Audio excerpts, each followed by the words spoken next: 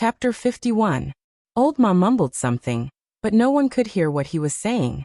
The young man shrugged his shoulders and said indifferently, "It's up to you. He's a dead man anyway. It doesn't matter if you don't know his identity." Speaking of this, he glanced at Old Ma again, and seemed to think of something. Suddenly he said with interest, "But I'm a little curious. What kind of person and what kind of shadow could make you clench your teeth so tightly that you'd rather die than reveal the secret?" Under the dim candlelight, Old Ma grinned, and the young man looked at him with a smile. Two completely different smiling faces stared at each other in an incomparably strange manner.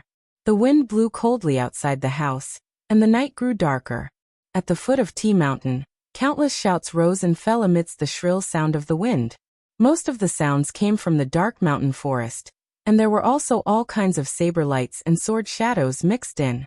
The battle was extremely intense, but because it was too dark, it was impossible to see what was happening in the forest from the outside. Even the figures flashing between the trees could not be seen clearly. But suddenly, at a certain moment, the sounds in this forest suddenly quieted down. All the clamor was like a cliff, suddenly disappearing. It seemed extremely abrupt. The night was dark like ink, but also like the mouth of a ferocious monster, full of malice. Gradually, footsteps sounded in the forest, breaking the sudden silence. Strange voices echoed in a low voice, as if they were communicating with each other. Some were angry and some were anxious. After a while, human figures flashed, and someone walked out of the forest. It was a masked man who was covered in black. Behind him, there were many other men in black who wore the same clothes as him. Many of them were holding shiny weapons in their hands, and the red of some of the blades could even be seen on them. The air was filled with tension and killing intent, and at the same time, there was a faint smell of blood. "Where is he?" "I don't know. He suddenly disappeared." "What the hell?" "Search again. This forest has been searched carefully." "Did he escape to the mountains again?" "That's impossible. The guards outside didn't see that shadow at all." It looked like the leaders of the black-robed men were standing together, talking quickly and fiercely with each other. It seemed like they had different opinions and were even arguing with each other. After arguing for a while, the black-clothed men were finally divided into two groups. Half of them continued to search here, while the other half went down the mountain to the village. There were about 10 black-clothed men left at the foot of the mountain. They quickly dispersed, some searching the forest, some guarding the path up the mountain, and some returning to the thatched hut to rummage through the chests and cabinets. An uproar broke out under the night sky. One could tell that the black-clothed men were rather flustered and exasperated. Perhaps it was because such an accident had occurred while they were heavily surrounded, causing them to appear even more tyrannical. Not long after, a cry of surprise suddenly came from the thatched hut, as if someone had discovered something important. There was a hint of surprise in the voice. There was a sudden commotion among the black-clothed men outside the thatched hut. Several of them followed, including those who were searching in the forest. At this time, someone had already lit a torch in the thatched hut. Under the light of the torch, the people inside and outside the hut could clearly see that under the bed in the thatched hut, there was a flip-up board and a secret passage. This discovery made many black-clothed men very happy.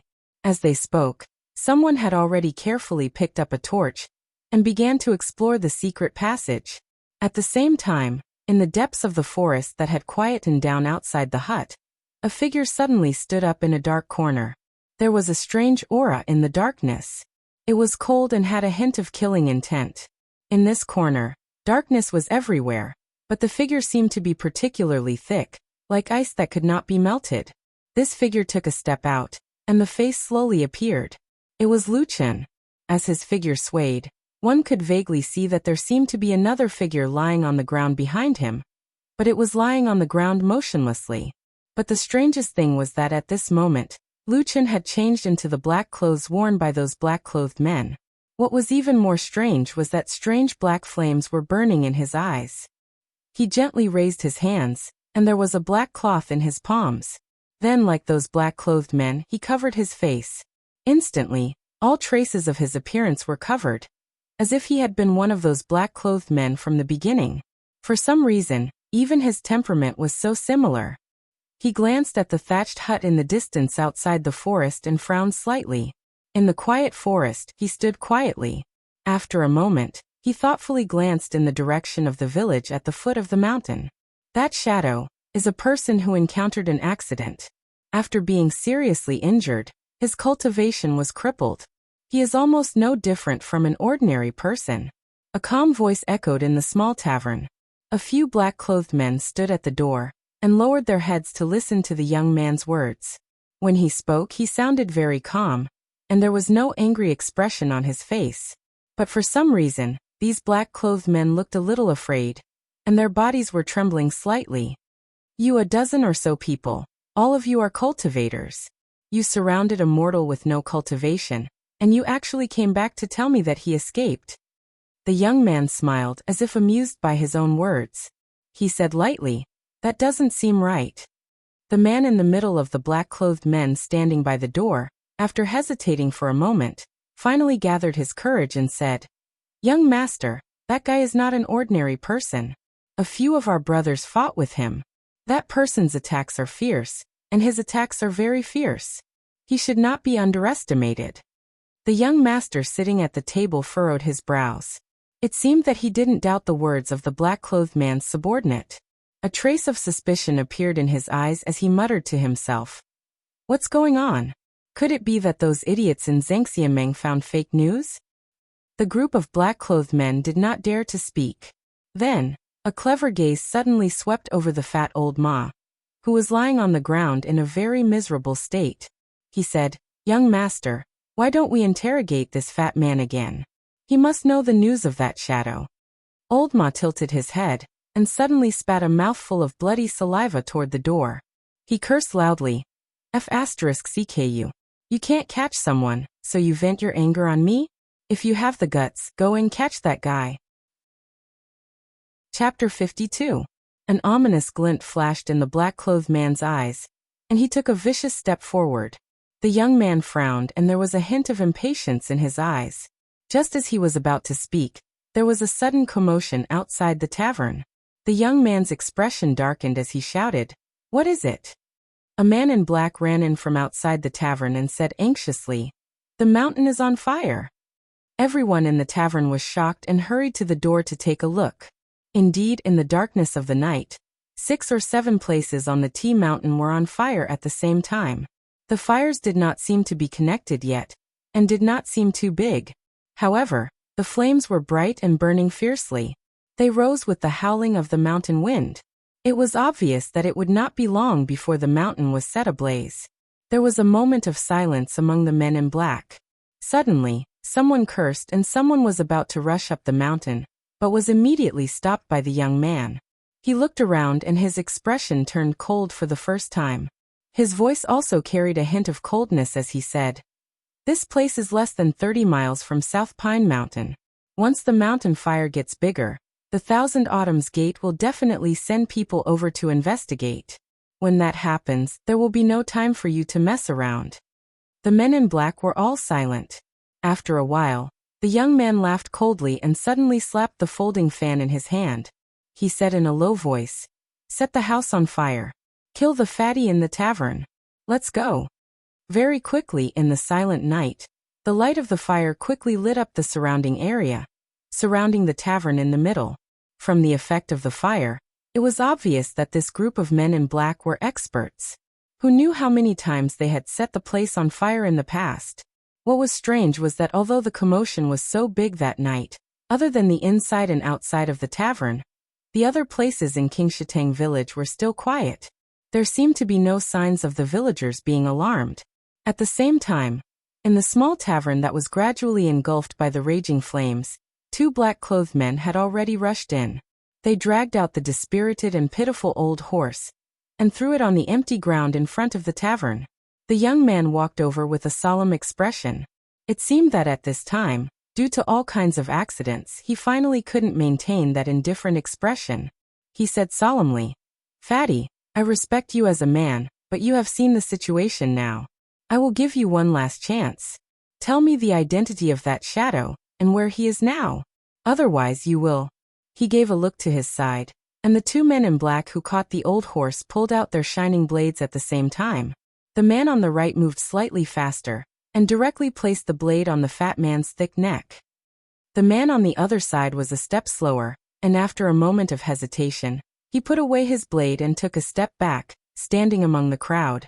As the cold blade was placed on Old Ma's neck, Old Ma couldn't help but shrink back. His face was pale. It was obvious that he was still nervous. He couldn't help but raise his head to look at the man in black. Perhaps it was an instinctive reaction at the moment of life and death. His body trembled violently. Then he stared at the man in black who was about to kill him. It was as if he wanted to remember the murderer's face and turn into a ghost to take revenge. Unfortunately, this black-clothed man's entire body was wrapped tightly. Even his face was covered by a black cloth, revealing only a pair of eyes. Old Ma glared fiercely at the man in black. The man in black was unmoved. The young man on the other side seemed to have run out of patience. He said coldly, "Have you made up your mind?" He paused for a moment and snorted.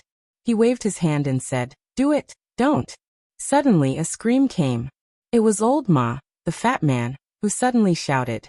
In an instant his original iron-blooded and unyielding temperament disappeared. He suddenly changed into a depressed and flattering look. He shouted loudly, "I'll talk! I'll talk!" Who? There was a commotion among the men in black, including the young man, who seemed to be caught off guard. He was stunned for a moment and couldn't react for a while.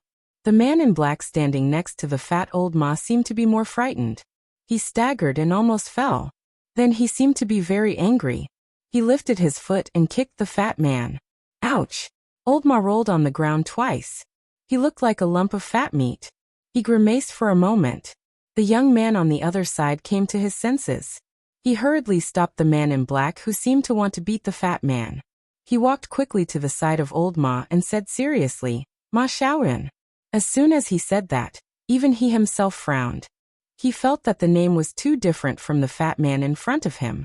However, according to the secret report from Zheng Xianmeng and Fuyunji, this person did have this name, but at this moment he couldn't care so much. He took a deep breath and said, "Ma Xiaoyan, listen. My name is Shang Fei. I'm the deputy lord of the West Altar of the Three Realms Divine Sect. As long as you tell me the truth, I guarantee that you won't have to worry about Fuyunji for the rest of your life." Ma Xiaoyan. The fat Old Ma nodded and said, Thank you. You must save me." Shang Fei nodded. There was some anticipation and nervousness in his eyes. He said, "Tell me quickly. Who is the shadow hiding here?" There was silence, and all the men in black subconsciously held their breaths as they listened. The night breeze blew past, and only the crackling sound of the fire burning on the tavern's roof could be heard.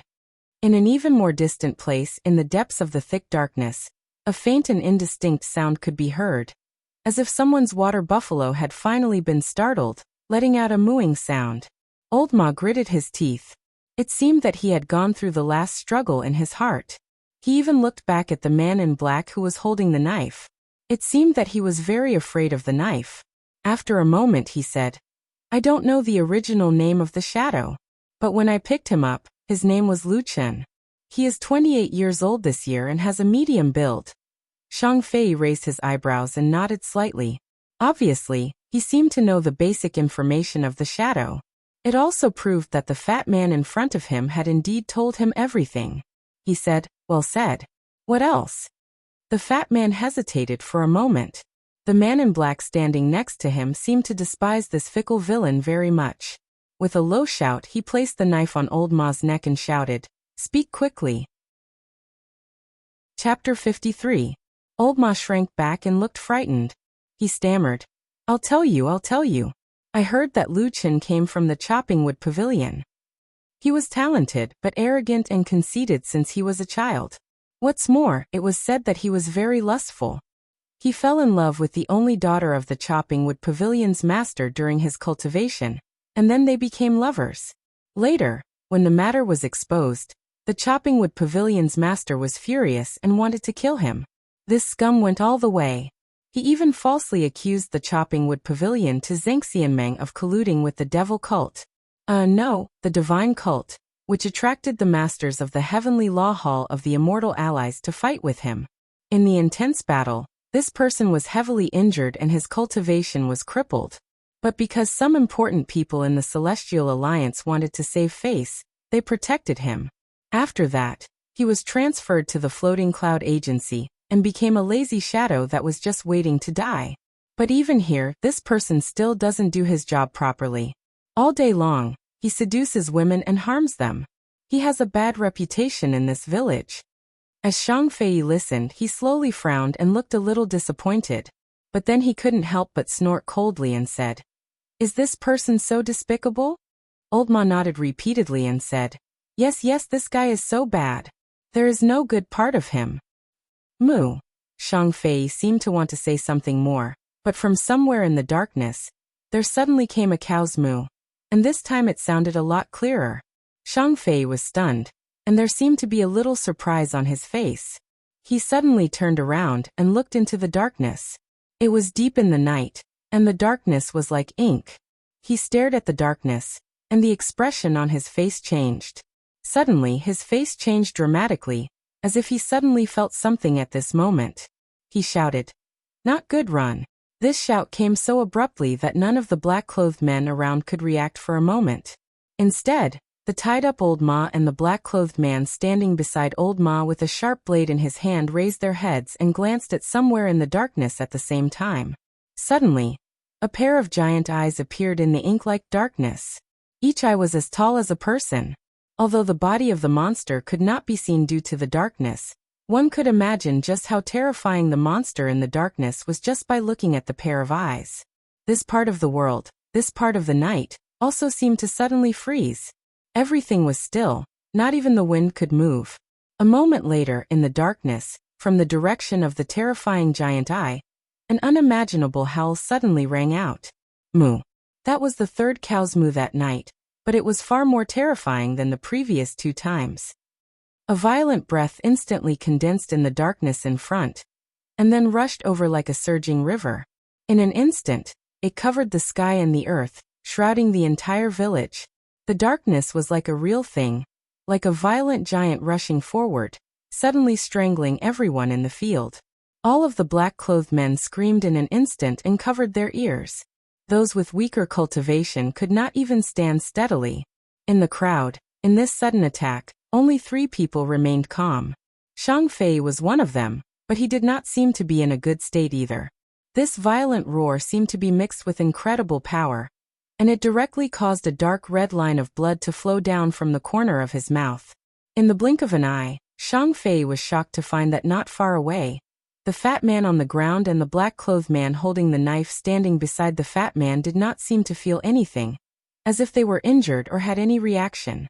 At this moment, an extremely absurd feeling welled up in his heart, but with life and death in front of him, how could he care so much? He felt that the roar did not seem to be affected at all, and it was even getting fiercer. The darkness in front of him seemed to be boiling, and it was about to press down, as if the sky was about to collapse. Shang Fei screamed, his voice was sharp, and he leaped up. Then a yellow light suddenly flashed on his body, and a palm-sized wooden figure that was very similar to him suddenly flew up and blocked in front of him. At the same time, there was a loud roar in the darkness, like a surging tide. Those black-clothed men on the ground who were holding their heads and screaming with all their might, except for the one standing beside Old Ma, suddenly froze, and then a terrifying scene appeared. All the black-clothed men's bodies suddenly exploded in an instant, and countless blood turned into a blood mist that sprayed into the night sky, forming an incomparably mournful scene from hell. Almost at the same time, the wooden figure that Shang Fei released seemed to be hit by a huge force, and with a bang, the figure instantly exploded and turned into smoke, turning into countless pieces that scattered in all directions. In midair, Shang Fei screamed, but it stopped abruptly, as if he had suffered a heavy blow. At that moment, he did not dare to stay any longer, and directly turned into a white shadow, desperately flew away, and disappeared into the depths of the distant darkness in the blink of an eye. The terrifying and strange roar gradually subsided, and the strange scene in the night sky also disappeared. The remains of those black-clothed men fell to the ground, and the dark red blood mist rushed into midair, and then gradually turned into a mournful blood rain, slowly falling down. Unknowingly, There were only 2 people left in this scene. Old Ma looked up at the black-clothed man standing beside him, and the black-clothed man lowered his head to look at Old Ma. For a long time, the two actually did not speak. It was not known whether it was because they were too shocked, or because of other reasons. After another moment, Old Ma's body suddenly tilted, and he suddenly gasped, as if he had touched a certain injury. For a moment he was annoyed and angrily scolded. "Fuck you, come over and untie me." The black-clothed man snorted, raised his hand, and chopped down at Old Ma. Old Ma shrank his head, and felt a chill on his body. The blade cut dangerously in front of him, and then he felt his hands and feet loosened, and the rope was cut. Then, the black-clothed man threw away the blade in his hand, and took off the black mask on his face, revealing his face. Impressively, it was Lu Chen. Old Ma's injury was not light, lying on the ground for a while, and he could not stand up for a while. Then he angrily looked at Lu Chen and spat. "They can't even kill a person with no cultivation, what a waste." Lu Chen shrugged, looked at Old Ma, and said, "After so many cuts, you are still not dead. God is really blind." "Get out!" Hiss. A painful hum came out of Old Ma's mouth, and he slowly sat up with the help of Lu Chen. Chapter 54. Then Lu Chen found some medicine from God knows where, and began to treat the wounds of the fat man who was covered in cuts and bruises. Be gentle, be gentle. Ugh. The fat on Old Ma's fat face twisted and cold sweat dripped from his forehead. He glared at Lu Chen and said through gritted teeth, "You bastard, can't you see that I'm seriously injured? Can't you be gentle?" Lu Chen was silent for a moment, then poured a strange pink powder on his wounds. Old Ma shouted and almost fainted. It took him a long time to recover, gasping for breath. It seemed that he did not even have the strength to scold Lu Chen. Lu Chen looked at him and said calmly, "Black snake powder is a good thing. Although it's a little painful, it can help you recover some of your strength quickly. At least you won't die on the road." The fat man's face was pale. He panted heavily and scolded weakly. F***ck off. This taste. Why don't you pour it on yourself?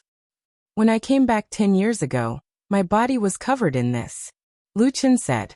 The fat man's whole body trembled, as if he was scared. He looked at Lu Chen in a daze and said in surprise, "Really?" Lu Chen did not answer him, only silently bandaging his wounds. It seemed that the fat man, Old Ma, was shocked by the careless and flat words. After that, the fat man, Old Ma, did not say any more nonsense. When the two of them were bandaging their wounds in the fire, and among the corpses around them, suddenly there was a sound of footsteps coming from the front. The two of them looked up, and only saw a black shadow slowly walking out from the depths of the darkness. With the help of the fire, the two of them saw that it was actually a cow coming out. An oxen. This oxen looked a little strange. Not only was it very tall, but it also had a pair of horns on its head that were as lustrous as jade. It looked unusually warm, which was quite a rare sight. Oxen walked all the way to Old Ma and Lu Chen, glanced at them, and there seemed to be some disdain in its eyes. Then it mooed. Lu Chen and Old Ma looked at each other. After a while, Lu Chen snorted and said, "This cow is so ugly." Moo. The green ox turned its head around. On its huge head, its eyes that were as big as copper bells glared at Lu Chen. Its aura was extremely ferocious, and it looked a little annoyed. Lu Chen ignored it. Instead, he helped Old Ma up from the ground, and helped him step by step to the side of the oxen. Oxen seemed a little unhappy. Its head shook twice, but it did not avoid it. It still stood in the same place, but its eyes were looking at Lu Chen more and more unfriendly. Lu Chen supported Old Ma's body, and then put the fat man on the back of the oxen like a sack. Then he found a rope on the ground and tied it around Old Ma's body, firmly fixing him on the back of the cow. During the process, Old Ma did not say a word. It was not until Lu Chen was done and took a step back that his fat face showed some worry. He sighed and said, "What are you going to do?" Lu Chen said lightly, "Don't be a busybody." Old Ma shook his head and said in a low voice, "Don't be like this. I'll go back and beg him for you." Lu Chen snorted and said, "He didn't come himself, and only asked this stupid cow to come out. Can't you see the meaning of this?" Old Ma smiled bitterly and said, "He has his own difficulties. It's not like you don't know. Besides, even if he really comes, there are so many eyes on him. He might not save you but harm you. Lu Chen waved his hand and said indifferently, "Don't talk nonsense. Anyway, I'll wander around by myself. You don't need to worry about me in the future. Otherwise, who knows when he might die in the hands of his own people." Old Ma was speechless. Lu Chen turned around and walked away. He had only taken a few steps when he looked at the oxen again. Oxen also stared at him. The man and the cow looked at each other. Lu Chen curled his lips and said, "No matter how big your eyes are, you're still an ugly cow." The azure ox was enraged. With a moo, it raised one of its hooves and stomped down heavily. Immediately, the surrounding land shook violently. Furthermore, even the burning houses in the distance trembled violently before collapsing with a crash, adding a bit more power to the azure ox. At this moment, the aura of this oxen was like a mountain, making people look up to it. However, for some reason, Lu Chen didn't show any fear. He just looked at this oxen. After a while, his eyes gradually became gentle. He then reached out his hand and touched the head of oxen. Oxen stared at him but didn't dodge. Lu Chen rubbed the green ox's head and patted it lightly. Then he turned around and strode away. Very quickly, he walked into the darkness and disappeared. No one knew where he went in the end. After watching Lu Chen's figure disappear into the darkness, oxen moved softly in that direction. Then it turned around and walked in another direction. It left Qingshitang village, leaving behind a dark and burning house and a messy place. At this moment, in the distant night sky, there seemed to be the radiance of a sword flashing, speeding toward them from the direction of South Pine Mountain. The green ox carried the grumbling fat old horse on its back.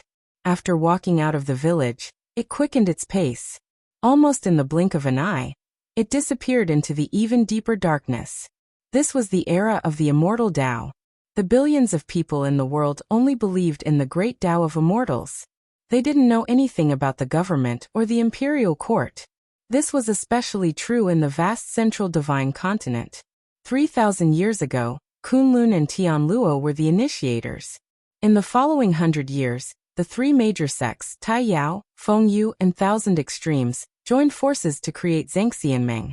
During this period, countless heroes worked hard to expand and strengthen their strength.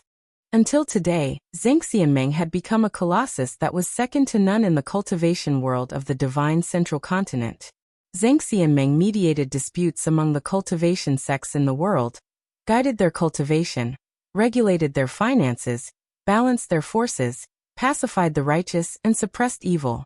More than 1,000 years ago, it led countless cultivators of the central continent to fight the southern barbarians in the chaotic mountains and defeated them.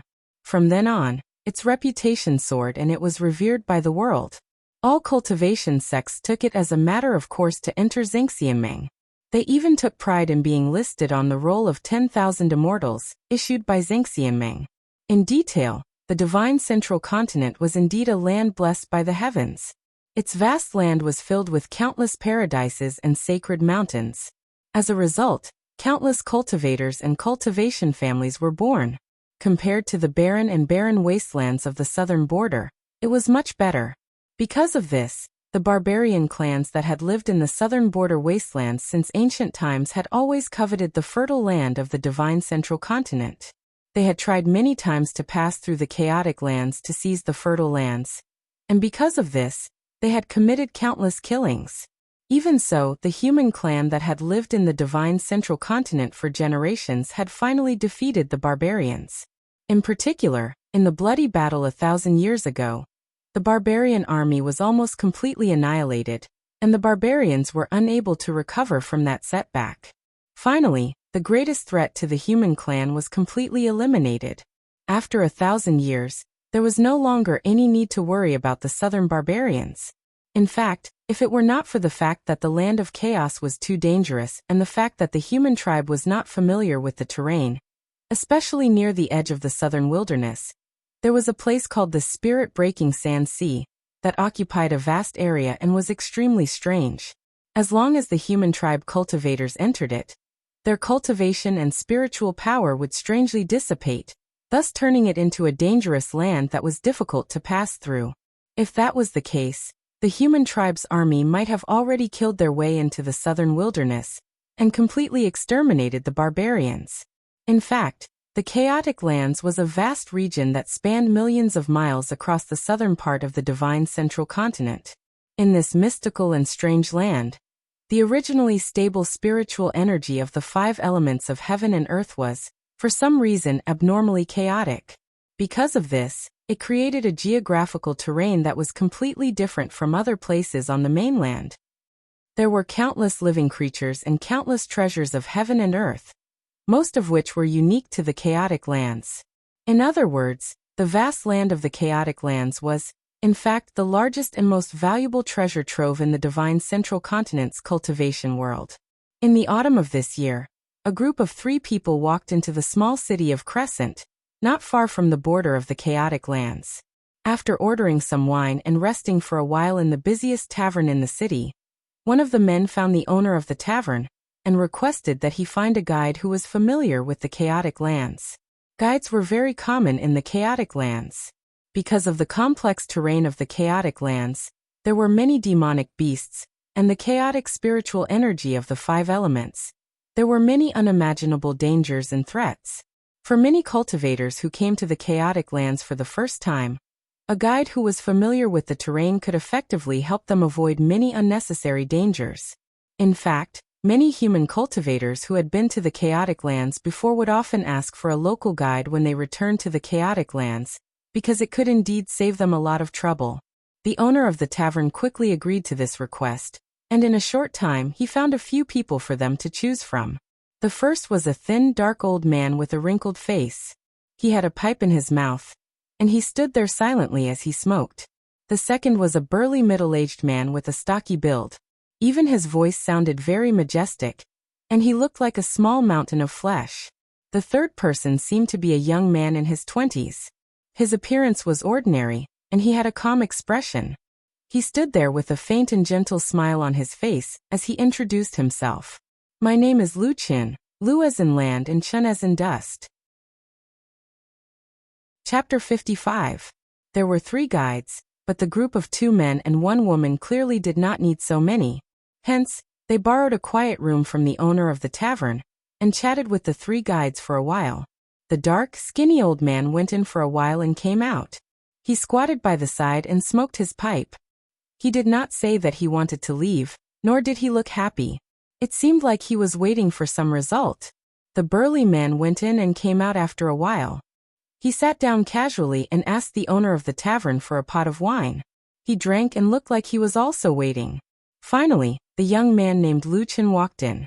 The room was not big, but it was really quiet. After closing the door, almost no sound could be heard from outside.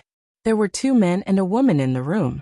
The leader looked to be a middle-aged man in his 40s, and the 2 people beside him were the man who looked to be in his early 20s.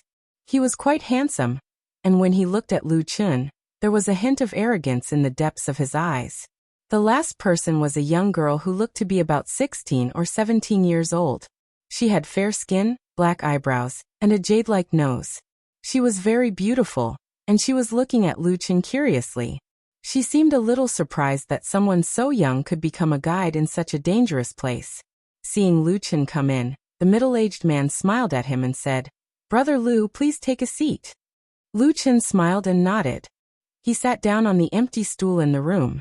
The middle-aged man did not waste any time and asked directly, "We are going to the disorienting lands to find a spiritual material called the dusk mist flower. Has Brother Lu heard of it? Can you lead us to it?" Lu Qin lowered his eyes and seemed to ponder for a moment. He then looked at the 3 people again, and finally at the middle-aged man. He smiled and said, 200 spirit stones. What? Although the middle-aged man seemed to be quite restrained, his expression changed when he heard this number, revealing a look of astonishment. The 2 young men behind him were shocked at first, then angry. The young man was so angry that he stood up, pointed at Lu Qin and said angrily, "How dare you? You bastard! Do you think we are stupid and want to extort money from us? Those 2 just now only asked us for 50 spirit stones at most. Little he." The one who shouted to stop was the middle-aged man. He seemed to be able to keep his composure, But his expression was also very ugly at this moment. He looked coldly at Lu Chun and said, "What my martial nephew said just now is the truth. Brother, you opened your mouth with such a high price. Could it be that you are really here to make fun of us?" As he finished speaking, his brows furrowed, and there was a faint aura of might on his face. Lu Chun didn't show any signs of fear because of the anger of these people in front of him. His expression was still calm. At the same time, he leaned forward a little, got closer to the middle-aged man, and said softly, "Do you want a one-stripe or a two-stripe one?" The middle-aged man raised his eyebrows and his expression changed. He seemed to have a whole new level of respect for the young man in front of him. At the same time, his eyes lit up and he said, You actually know about this two-striped dusk mist flower?" Lu Chun smiled and didn't say anything. He just nodded. There were countless spirit materials and treasures in the world, and they all had different effects and grades. In the cultivation world, the grade and value of a spirit material was usually determined by the number of spirit inscriptions it could condense and manifest. A spirit material with one spirit inscription was a one-striped spirit material, and two spirit inscriptions was a two-striped spirit material, and so on. The more spirit inscriptions a spirit material had, the higher its grade and value. In fact, a two-striped spirit material with an extra spirit inscription was often worth dozens of times more than a one-striped spirit material. In the vast central divine region, almost all spirit materials were strictly classified under this system. However, there was a strange and miraculous place in the world, and that was the land of confusion, where the 5 elements were inverted and chaotic. For some strange reason, among the countless spirit materials in the land of confusion, an extremely small portion of them would suddenly undergo a strange change, and the number of spirit inscriptions they contained would inexplicably increase. Of course, this kind of situation was extremely rare. Even if it wasn't seen in 100 years, it was something that ordinary people could only hope for. However, over the years, the cultivation world of the human race had discovered that these spirit materials that suddenly mutated in the land of confusion not only greatly increased their grade and spiritual power, but also contained some special effects.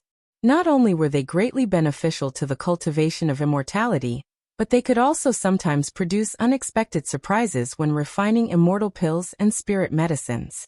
As a result, this kind of mutated spirit material had always been highly valued in the cultivation world, and its value had always been high. However, among the countless spirit materials in the land of confusion, only an extremely small portion of them could mutate. Due to various selfish reasons, no one had ever discovered this kind of spirit material. Famous sects and large sects would always keep it a secret, and lone cultivators would either consume it themselves or secretly sell it. Very few of them were willing to publicize their discovery. As a result, to this day, there were actually only a dozen or so spirit materials that could mutate. The other mutated spirit materials were only known by a small circle of people. The dusk mist flower was one of the latter, a spirit material that was not well known and could mutate. "Yes, I know," replied Lu Chun as if he was talking about something that couldn't be more ordinary. The 3 people sitting in front of him looked at each other with different expressions. The young and beautiful girl looked excited and surprised, while the man called Xiao He frowned. When he looked at Lu Chun, there was a hint of wariness in his eyes, as if he didn't completely trust him. The middle-aged man, who was the leader, pondered for a moment, then said to Lu Chun, "Brother Lu is very knowledgeable and admirable. To tell you the truth, it would be best if the 3 of us could find a mutated 2-striped dusk mist flower. However, this kind of thing can only be found by luck. We can only ask a guide to bring us to the land of confusion to find where the dusk mist flower grows, and then we can try our luck one by one. Brother Lu, although you are very knowledgeable, if you want to pay 4 or 5 times more than the other 2 just because of this, then we really can't. What if I promise to bring you to the 2-striped dusk mist flower?" asked Lu Chun. "What, you can really find it?" This time, it was the pretty girl who blurted out. Seeing the joy on her face, she couldn't help but stand up. Lu Chun smiled at her, then said to the middle-aged man, "In the market, a mutated spirit material is worth at least 1 grade higher than a spirit material. In other words, a 2-striped dusk mist flower is equivalent to a 3-striped dusk mist flower. And its rarity is much higher. So 200 spirit stones isn't that high, is it? The middle-aged man was silent, but Xiaohe, who was behind him, snorted and said, "You're right, but how can you guarantee that you can find such a rare two-striped dusk mist flower?" Lu Chen shrugged and didn't argue with Xiaohe. He only raised 2 fingers to the middle-aged man and said, 200 spirit stones. "Oh right." Then, as if remembering something, he added, "I only care about bringing you to find this thing. As for how to pick it, store it, or if we encounter demonic beasts or poisonous creatures along the way, or if other cultivators try to rob us of it, I don't care." Chapter 56. After stating his conditions, Lu Chen left the room and waited in the tavern like the 2 people in front of him. After discussing behind closed doors for a while, the 3 of them walked out of the small house. The middle-aged man in the lead walked directly in front of Lu Chen and said, "Pay half first, and then pay the other half after we find the item." Lu Chen raised his head, smiled at him and nodded. Coming out from the south gate of the Crescent City, they walked along the road that could barely be considered flat, but was overgrown with weeds. They could see many pedestrians on the road, as well as the 2 mountain peaks in front of them that looked like screens. The road extended forward, and it seemed to lead to the foot of the mountain. Lu Chen and the 3 employers that had already been introduced to each other were walking on the road. The middle-aged man in the lead was called Han Nanzu, the young man was called He Gang, and the last beautiful woman was surnamed Yi, with a single name, Xian. However, their self-introductions were limited to this. They did not mention a single word about their background, and it was hard to say whether these names were real or fake. However, Lu Chen didn't mind this at all. In a place like the disorientated land where good and bad people mixed together, and danger lurked in every corner, everyone had to be cautious.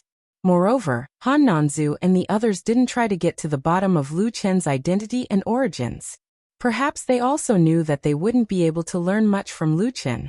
After walking for a while, Lu Chen pointed at the 2 mountains in front of them and smiled at the 3 people beside him. "The 2 mountains in front of us, the one on the left is called Tiger Mountain, and the one on the right is called Dragon Mountain. There is a canyon between the 2 mountains, commonly known as One Line of Sky, and also known as Leaping Tiger Gorge. It is said that a long time ago, someone saw a fierce tiger jumping from this mountain to that mountain, hence the name." Ah, could it be that there are really fierce tigers on this Tiger Mountain? The one who said this was Xian with a curious expression. Lu Chen smiled without saying a word, but He Gang snorted and said, "Junior sister, these are just wild rumors. How can you take them seriously?" Xian's face turned red, and she made an "oh" sound, looking a little embarrassed. Lu Chen pretended that he didn't see anything as he smiled and said, "Once we pass through the Leaping Tiger Gorge, we will be considered to have entered the land of chaos. Although there won't be much danger in the beginning, the deeper we go, the more chaotic the 5 elemental spiritual energy will be. The various demonic beasts will also become more ferocious and powerful, so everyone should be careful." Han Nanzu nodded slightly, but before he could speak, He Gang calmly said, "It's just the outer regions of the chaotic lands. If there are any dangers, we will naturally deal with them. Since your cultivation is low, don't drag the 3 of us down. Senior brother." Xian called out to He Gang, as if she felt that his words were a little unpleasant. Han Nanzu, who was walking in front, also frowned slightly. Lu Chen didn't seem to be angry, but instead smiled and said, "Brother, he is right. In terms of cultivation, I can't compare to the 3 of you. I barely have the ability to protect my life. If I encounter any danger in the future, I will try my best to hide and not cause trouble for the 3 of you. However, if we encounter any danger that is difficult to deal with, we can only ask for Brother He's help when the time comes." Hearing Lu Chen's humble words, He Gang's expression immediately eased up, and he said with a slightly proud expression, "Of course, we still need to rely on you to find the 2-striped dusk fog flower." Lu Chen laughed and cupped his hands. "Then I will thank Brother He in advance." He Gang smiled and didn't reply, only walking forward with his hands clasped behind his back. At the side, Han Nanzu saw this scene and frowned. He seemed to want to say something, but in the end, he shook his head and remained silent. The 4 of them walked for about half an hour, and finally arrived in front of the Leaping Tiger Gorge that Lu Chen had mentioned. Standing at the foot of the Green Mountain, they suddenly felt that the surrounding trees were dense and the temperature seemed to have dropped significantly. A gorge passed through two mountains, with only one winding mountain path winding around the gorge. The widest part of the path seemed to be only 6 or 7 feet wide. At this moment, the Leaping Tiger Gorge wasn't empty. Although it wasn't as lively as the Crescent City, there were still some people coming and going. From their appearance and clothing, they seemed to be cultivators. However, apart from those who were traveling with them, when they passed by or approached someone else, those cultivators' eyes would reveal a very obvious vigilance. Needless to say, the cultivators walking in the Leaping Tiger Gorge were those who planned to explore the disorienting lands, or those who had already explored and returned. Under Lu Chen's lead, Han Nanzu and the others also entered the Leaping Tiger Gorge. Once they entered the gorge, they saw that the surrounding scenery had changed once again. On both sides of the gorge, there were towering rocks, old trees, and ancient vines everywhere. From time to time, there would be grotesquely shaped rocks jutting out of the gorge. In addition to the occasional appearance of a mountain spring, the mossy water converged to form a stream, giving the place a sense of a different scenery with each step. As for Exin, it seemed like this was the first time she had come to the disorienting lands. She looked at the scenery in front of her with admiration, occasionally exclaiming in surprise when she saw one or two unique sceneries. She seemed to still have a childlike innocence, making the journey a bit more lively. The Leaping Tiger Gorge was rugged and narrow, but the entire journey was uneventful. An hour later, they arrived at the entrance of the gorge. At the end of the path was a large stone with the word "Disorienting Lands" engraved on it. The four of them stopped next to the large stone. Han Nanzu and the others looked at each other with solemn expressions. Once they passed through this stone, they would officially enter the disorienting lands. For many years, this place had always been known for its dangers. Since ancient times, it had devoured the lives of countless cultivators. It could be said to be an ominous place. In comparison, Lu Chen appeared calm and relaxed. He walked over to the stone and lightly patted it. Then he smiled at Han Nanzu and the others before walking past the stone. Han Nanzu and the others quickly followed. As soon as they walked out of the Leaping Tiger Gorge, Han Nanzu and the others suddenly felt a strange and inexplicable feeling sweep past their bodies. It was like an invisible breeze, causing the spiritual energy in their dantian's qi to tremble for no reason. But after carefully sensing it, they discovered that there wasn't much of a difference. Lu Chen said, "We have only just entered the disorienting lands, so the 5 elements of chaos are not obvious. At the very least, within 1,000 miles of the disorienting lands, there is no effect on the cultivation of human cultivators. There is no need to panic."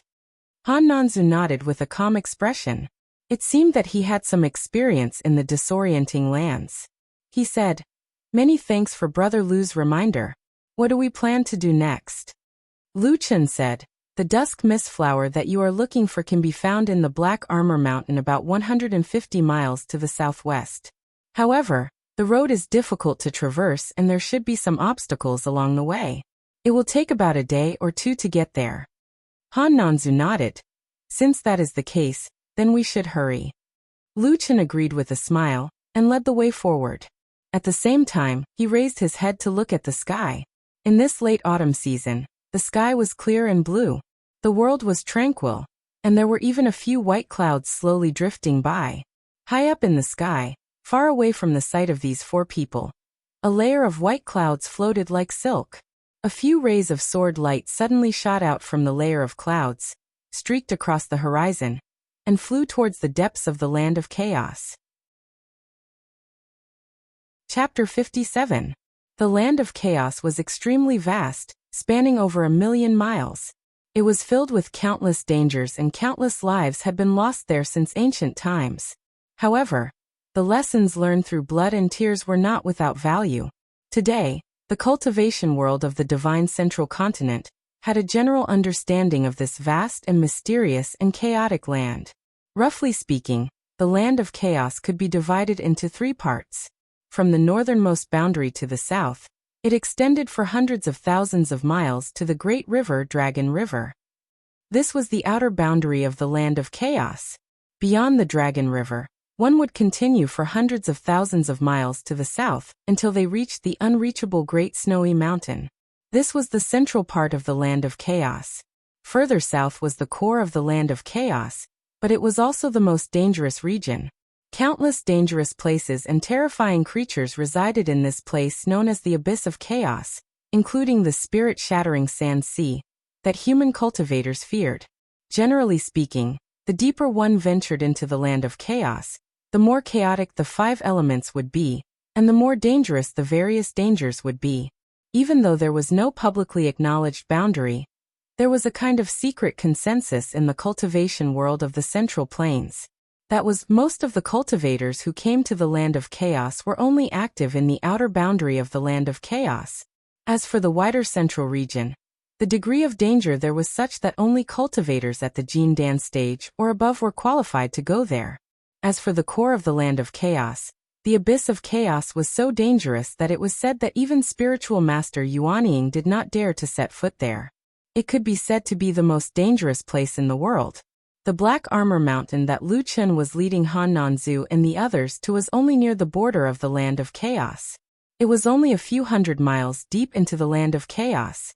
In a place like this, the spiritual energy of the 5 elements in the land of chaos was not very chaotic.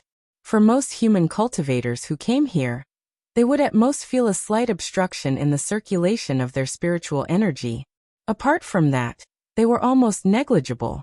Along the way, Lu Chen and Han Nanzu were fine, but He Gang and Exian were on high alert.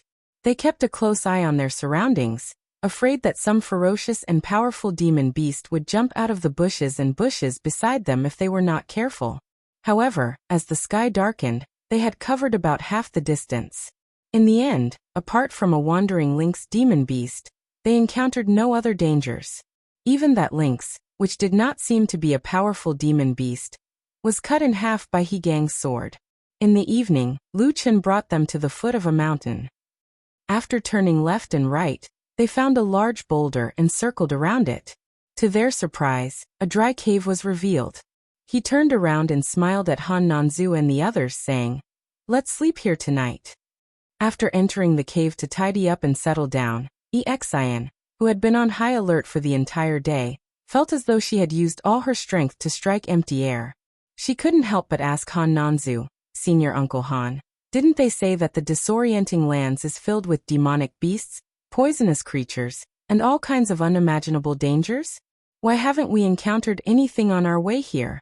I don't think it's any different from outside the disorienting lands." Han Nanzu glared at her and snappily said, "You've never seen the world, don't talk nonsense." After saying that, he turned to look at Lu Chen and said seriously, "I didn't expect Brother Lu to be so familiar with the terrain of this area. If it's still the same tomorrow, let alone finding the dusk mist flower, just the fact that you've brought us along this part of the road is worth the price." Lu Chen smiled and said, "You flatter me." At this moment, He Gang, who was sitting to the side, showed a trace of dissatisfaction on his face. He seemed to want to say something, but in the end, he didn't say anything. Lu Chen saw He Gang's expression from the corner of his eye, but he didn't take it to heart. He only smiled and said, "In the disorienting lands, it has always been more dangerous at night. Even this area near the edge of the disorienting lands is much more dangerous at night than during the day. However, this place is very safe and there aren't any powerful demonic beasts nearby. After resting here for the night, we'll continue our journey tomorrow." Han Nanzu nodded and said, "I'll listen to you." In the blink of an eye, it was already late at night. Darkness pervaded the outside, but this night, there was a bright moon hanging high in the sky. The cold moonlight spilled over the mountains and fields. The night wind blew gently, rustling the branches of the trees. There was also the sound of insects chirping. No one knew where it came from, but it was intermittent. In the cave, the 2 youths were already asleep. Lu Chen leaned against the wall, his gaze falling on Han Nanzu. He saw that Han Nanzu's eyes were closed, but both his hands were placed on the sheath of his sword. It seemed that if there was even the slightest sound, he would immediately wake up and draw his sword to meet the enemy. Lu Chen glanced at the sheathed sword, and then closed his eyes as well. At this moment, The chirping of the insects outside the cave suddenly quieted down. A gust of cold night wind blew past, bringing with it a slight chill. Lu Chen slowly opened his eyes. In order to avoid attracting demonic beasts, there was no fire in the cave, so most of the place was dark. However, in the shadows, Lu Chen's eyes seemed especially bright. The wind outside the cave was faintly blowing, and there seemed to be some strange noises coming from the depths of the forest in the distance.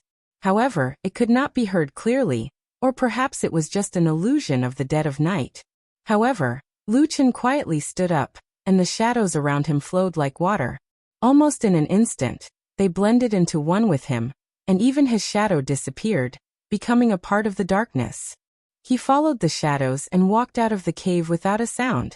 In the cave, Han Nanzu was still sleeping with his eyes closed. He Gang and Xian were completely unaware. The moonlight was cold, and after being blocked by the nearby trees, a beam of light fell on the side of the cave. Lu Chen stood at the entrance of the cave for a moment. His gaze was calm as he slowly looked around. Finally, his gaze fell on the southwest direction. There was a forest over there. In the darkness of the night, the trees were like tall guards and the thick shadows were like cold and gloomy ghosts, appearing somewhat gloomy and terrifying. Lu Chen did not hesitate too much and directly walked into the forest. The darkness wrapped around him, as if he had instantly blended into the gloomy forest. It was as if he was born to belong to the darkness, and the shadows were innate. The forest was silent, but as he gradually went deeper, the darkness fluctuated and suddenly there was a roar. The surrounding darkness suddenly trembled violently, and a huge figure instantly rushed out from the darkness, letting out an earth-shattering roar. The roar tore apart the silence of the entire forest. It was as if all the darkness had suddenly tightened in an instant, and a fierce wind suddenly rushed over. In the darkness, the dense stench of fangs emitted a palpitating light. In the blink of an eye, it was already in front of him and a huge sharp claw slashed down. Roar! That was a bloodthirsty roar. In the midst of the crazy roar, Lu Chen did not dodge. Only his eyes slightly narrowed. Ding! Suddenly, a crisp sound suddenly sounded. Although soft, it was loud and clear, instantly suppressing all the roars and roars. A sword light rushed out from the depths of the darkness. In the blink of an eye, the light was dazzling, like the bright moon in the night sky had fallen into the human world, blooming with a dazzling brilliance that could not be looked at directly. The sword light was like water, its momentum like a flood, piercing the darkness and cutting open the shadows. The huge figure roared and turned back, but suddenly became silent. Then, the darkness was split into two halves by this sword light. The smell of blood instantly filled the air. In the darkness, there was a rain of blood. Everything seemed to have stopped in an instant. Only that stunning and cold sword light was still moving forward in the darkness, piercing through the shadows. In the blink of an eye, it had already arrived in front of Lu Chen. It was unstoppable and did not seem to stop. Chapter 58. Lu Chen took a step back, looking as if he had been frightened. His face was tense, and he had one hand in front of his chest while the other hung by his side. Then he quietly reached behind him in the shadows, as if he had grabbed something in the dark. At that moment, the sword light was like a bright moon, its splendor illuminating the entire forest. The wind howled like a surging torrent, but in the next moment, the sword blade in the light suddenly stopped inches in front of Lu Chen. The sword light that filled the sky sprinkled down like a shower of stars, gradually converging, and finally quietly converging into the longsword that was as bright as autumn water. Darkness swarmed over, drowning the figure opposite him in the same shadow. It was vaguely a woman. Her face could not be seen clearly. The only light in the dark forest was the sword in her hand. The wind rose again in the forest, faintly blowing past. The pattering from the sky was dark red blood. A drop of blood landed on the tip of the sword, gently trembling, with a soul-stirring and strange beauty. Lu Chen felt a chill between his brows, as if an invisible sword had already stabbed down in that instant. That sword stopped in front of him, silently in the darkness. "Why didn't you dodge?" A calm but pleasant female voice came from the shadows in front of them. Lu Chen took a deep breath, said, "Your skills are too high, the sword force is too fast, I can't dodge." The woman in the darkness snorted, said, Since it is so, why are you secretly holding a weapon behind your back? What is your intention? Lu Chen immediately raised his right hand that was hanging by his side. Without any hesitation, he threw out the black short sword that he was holding in his hand. After a while, there was a muffled "pu" sound. The black sword was stabbed into a nearby tree trunk. Lu Chen spread out his hands, indicating that he was unarmed, and then slowly put them down. That bright long sword still stopped in front of him, did not waver in the slightest, and also did not have any intention of withdrawing. The night wind blew. That drop of blood on the sword tip trembled and twisted a few times, suddenly split into two, quietly drifting from the two sides of the blade to the dark ground. In that instant, the long sword's light seemed to brighten a little.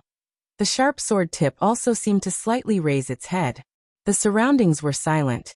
In the depths of Lu Chen's eyes, his pupils also slightly contracted. But that instant passed in the blink of an eye. The long sword suddenly retreated, silently submerged into the darkness, returned to the woman's side, and then disappeared.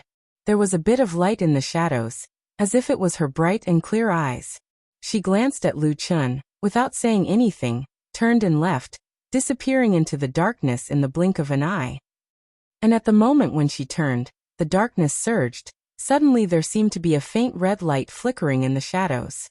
Lu Chen saw that moment of light, although it was a bit blurry, but he still saw that the woman's shoulder was draped with a scarlet feather shawl. Like the wings of a bird, it spread out behind her in the night, soaring in the night, floating into the distance. Lu Chen stood in place for a while, his eyebrows gradually wrinkled, as if thinking about something. After a while, he walked to the side of the tree trunk and took back the black short sword. It was unknown what movement his hand made, but after a slight tremble in the darkness, the black sword disappeared. Then Lu Chen took a few steps forward and then half-squatted down. The surrounding smell of blood began to diffuse, and blood dyed the ground in the forest red. Not far away, a terrible demon beast's body was split into two and fell to the ground. "Black demon bear," Lu Chen said in a low voice, then walked over and fiddled with the remains of the demon beast with his feet. "The demon core is gone. It should have been taken away by her. That sword was so powerful. It should be Moonlight Chop." He was silent for a moment, then stood up, looked into the depths of the darkness in the distance, and said to himself in a low voice, "When did the Kunlun party have such a powerful young genius? But, about that shawl." Lu Chen paused, shook his head and said nothing, then turned around and walked back the way he came. Just for a moment, the darkness followed him like a shadow, and in the blink of an eye, he also disappeared into the shadows. The next morning after Han Nanzu and the others woke up, the group of four continued on their journey to the Black Armor Mountain. Perhaps it was because they were gradually entering the depths of the disorienting lands. They encountered more demon beasts today than yesterday. But under Lu Chen's lead, they still avoided most of the dangers along the way. And after half a day, they finally saw the peak of the Black Armor Mountain.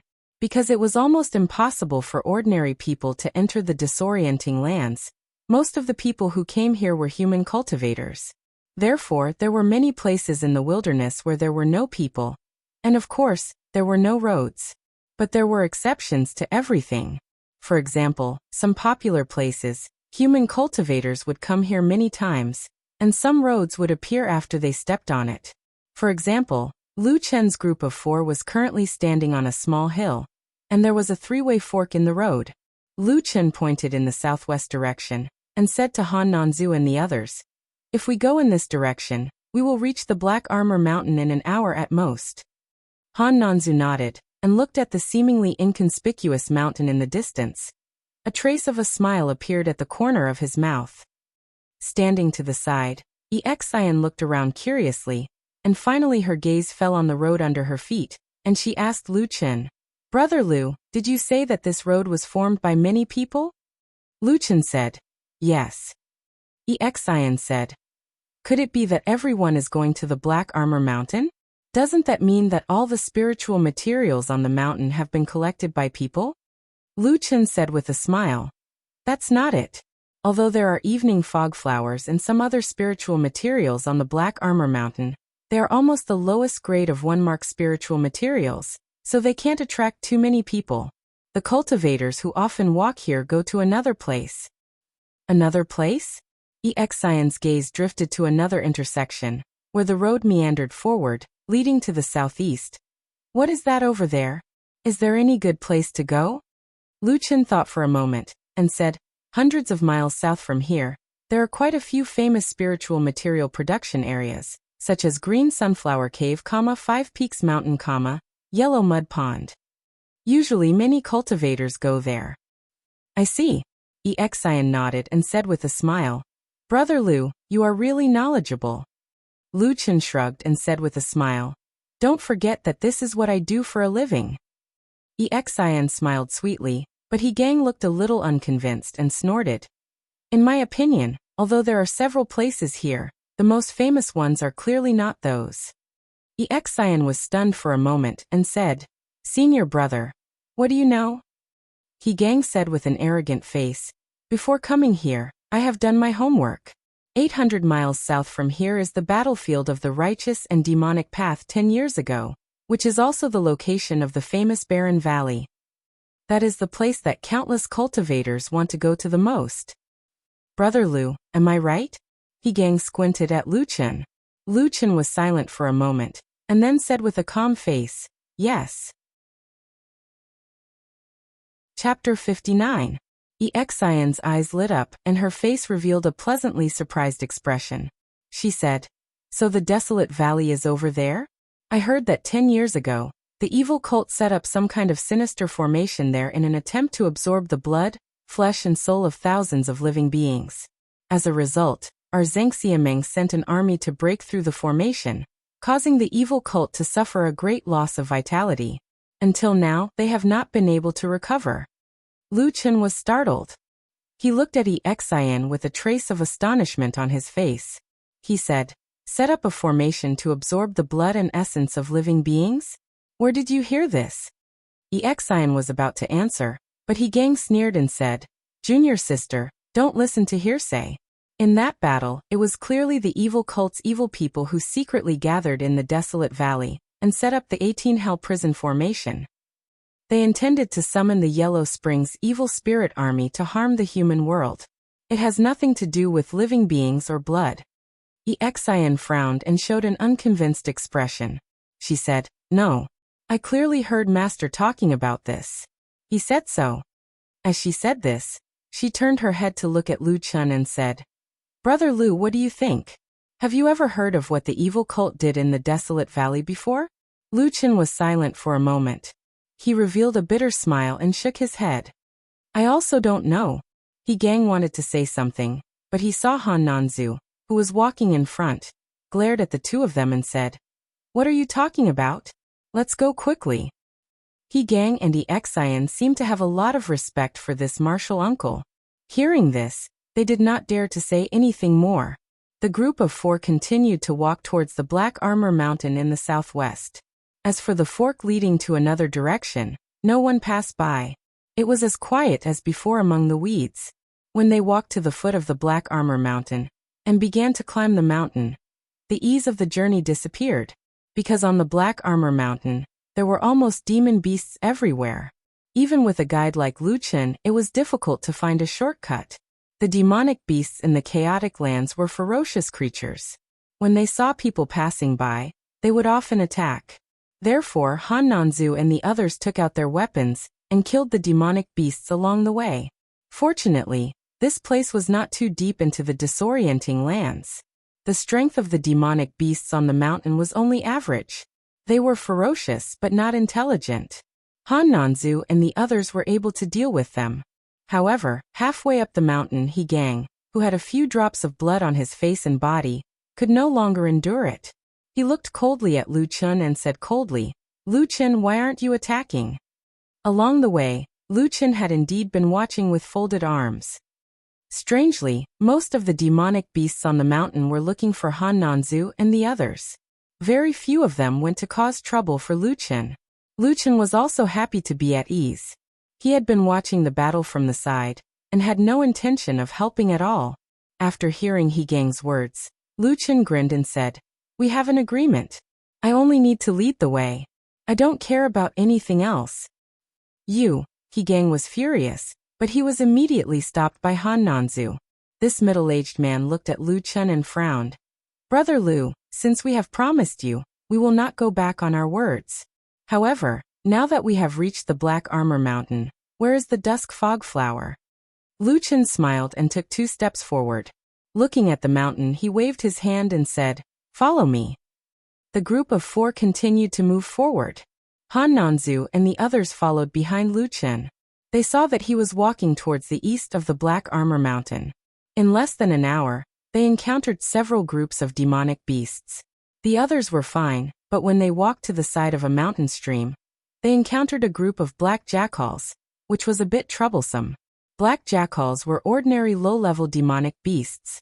They looked similar to the dogs of the farmers in the mountains outside the chaotic lands, except that they were a bit bigger and more ferocious.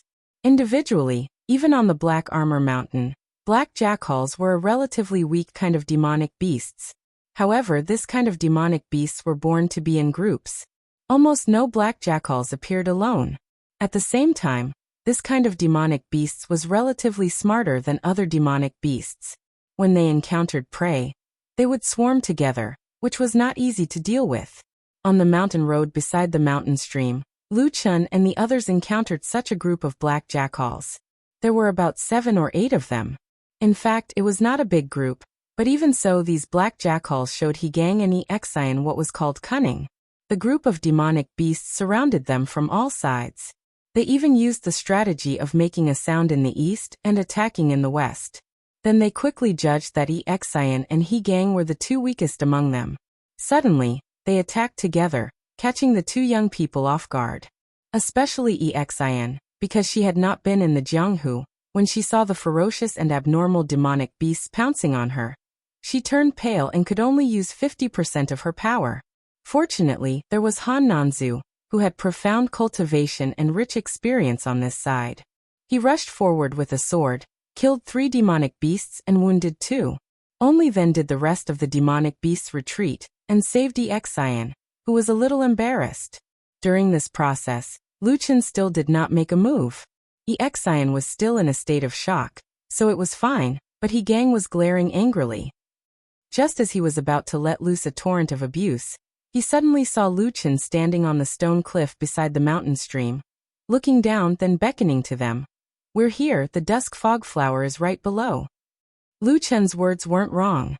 When Han Nanzu and the others came over to take a look, they discovered that there was indeed a waterfall that was several meters tall at the bottom of the mountain stream. The water flowed down and converged into a pool, and there were many pink flowers growing on the wet stone walls beside it. This time, He Gang couldn't be bothered to argue with Lu Chun anymore. They hurriedly found a path to descend the mountain, and walked all the way to the pool. Han Nanzu looked at the stone wall and smiled. "It really is the Dusk Fog Flower. I didn't think there would be so many here." He Gang and Exian were also very happy. Their goal this time was actually to pick 10 dusk fog flowers and return to complete the task. But looking at the flowers on the stone wall, there were at least 20 of them. It was obviously a big harvest. Immediately, He Gang and Exian rushed to the stone wall to pick, while Han Nanzu walked to Lu Chun's side and said, "Brother Lu, this place is really good, thank you. But the 2-striped dusk fog flower you mentioned before." Lu Chun nodded and pointed to the waterfall, saying, "If I'm not wrong, on the stone wall behind the curtain of water, there should be a 2-striped dusk fog flower. You should go and take a look." Han Nanzu was startled, and a trace of surprise appeared in his eyes. But after thinking for a moment, he still nodded and walked towards the waterfall. When he came to the side of the waterfall, he quickly climbed up the stone wall. Although many places looked slippery, it did not seem to be a problem for him. Not long after, his figure suddenly stopped, and then he looked into the water, plucked a large red flower from behind the water, and then jumped down. After landing on the ground, Han Nanzu carefully looked at the red flower in his hand, and suddenly a smile appeared on his face. He nodded and said with a smile, "It really is a 2-striped dusk fog flower." After thinking for a moment, he directly took out a small bag from his bosom, and threw it to Lu Chun. "Your remaining half of the reward." Lu Chun caught it, and nodded with a smile. Just as he was about to say something, he suddenly frowned and looked back. The wilderness was quiet. Other than the sound of the mountain breeze blowing through the treetops, there was almost no other movement. Just that right now, there was something strange in the wind. There seemed to be one or two light long howls and barks coming from afar. Lu Chen's face darkened, and he turned around with a frown. He said to Han Nanzu, "Stop picking, let's leave this place." Chapter 60. Why is that? Han Nanzu was startled and asked doubtfully. Lu Chen did not answer him immediately. Instead, he raised his head and called out to He Gang and Exian, who were climbing the stone wall not far away. "You two come down first." He Gang and Exian looked back, and were also a little surprised, but they quickly followed the stone wall down.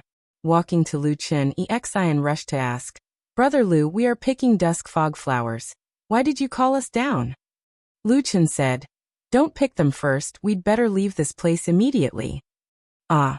He Gang and Exian were both taken aback, their faces revealing a stunned expression. Han Nanzu frowned as he gazed at Lu Chen and said, "Brother Lu, what exactly has happened?" Lu Chen said, "I feel that there is something wrong with the surroundings. There may be more black jackals coming." He Gang immediately sneered and said disapprovingly, "It's just a kind of inferior demon beast. What's there to be afraid of?" Lu Chen raised his eyebrows slightly and looked at He Gang with a meaningful look. When He Gang was looked at by him, he suddenly recalled that when he encountered the group of black jackals earlier, his performance was a little embarrassing. For a moment, he felt a little embarrassed and said angrily, "What are you looking at? When we encountered the group of black jackals earlier, we were only unprepared. Once we faced them head-on, who would be afraid of those beasts? I can easily defeat them." Enough. A light shout rang out. It was Han Nanzu who stopped He Gang in time. However, at the same time, there was a trace of displeasure on his face as he said, "Brother Lu, these dusk mist flowers are very important to us. Moreover, we've also fought against those black jackals earlier. I believe you've seen for yourself that there's no problem." Lu Chen sighed and said, "In this mountain forest, black jackals are in groups, and the number of dogs varies. There are only a few dogs in a small group, and there may be hundreds of dogs in a large group. If a large group of wild dogs were to come and gang up on you, it would be quite dangerous." Han Nanzu was silent, and there was some hesitation between his eyebrows. But Exian looked back at the stone wall beside the waterfall and said, "Martial uncle, we have only picked a few dusk fog flowers. There are still many more up there."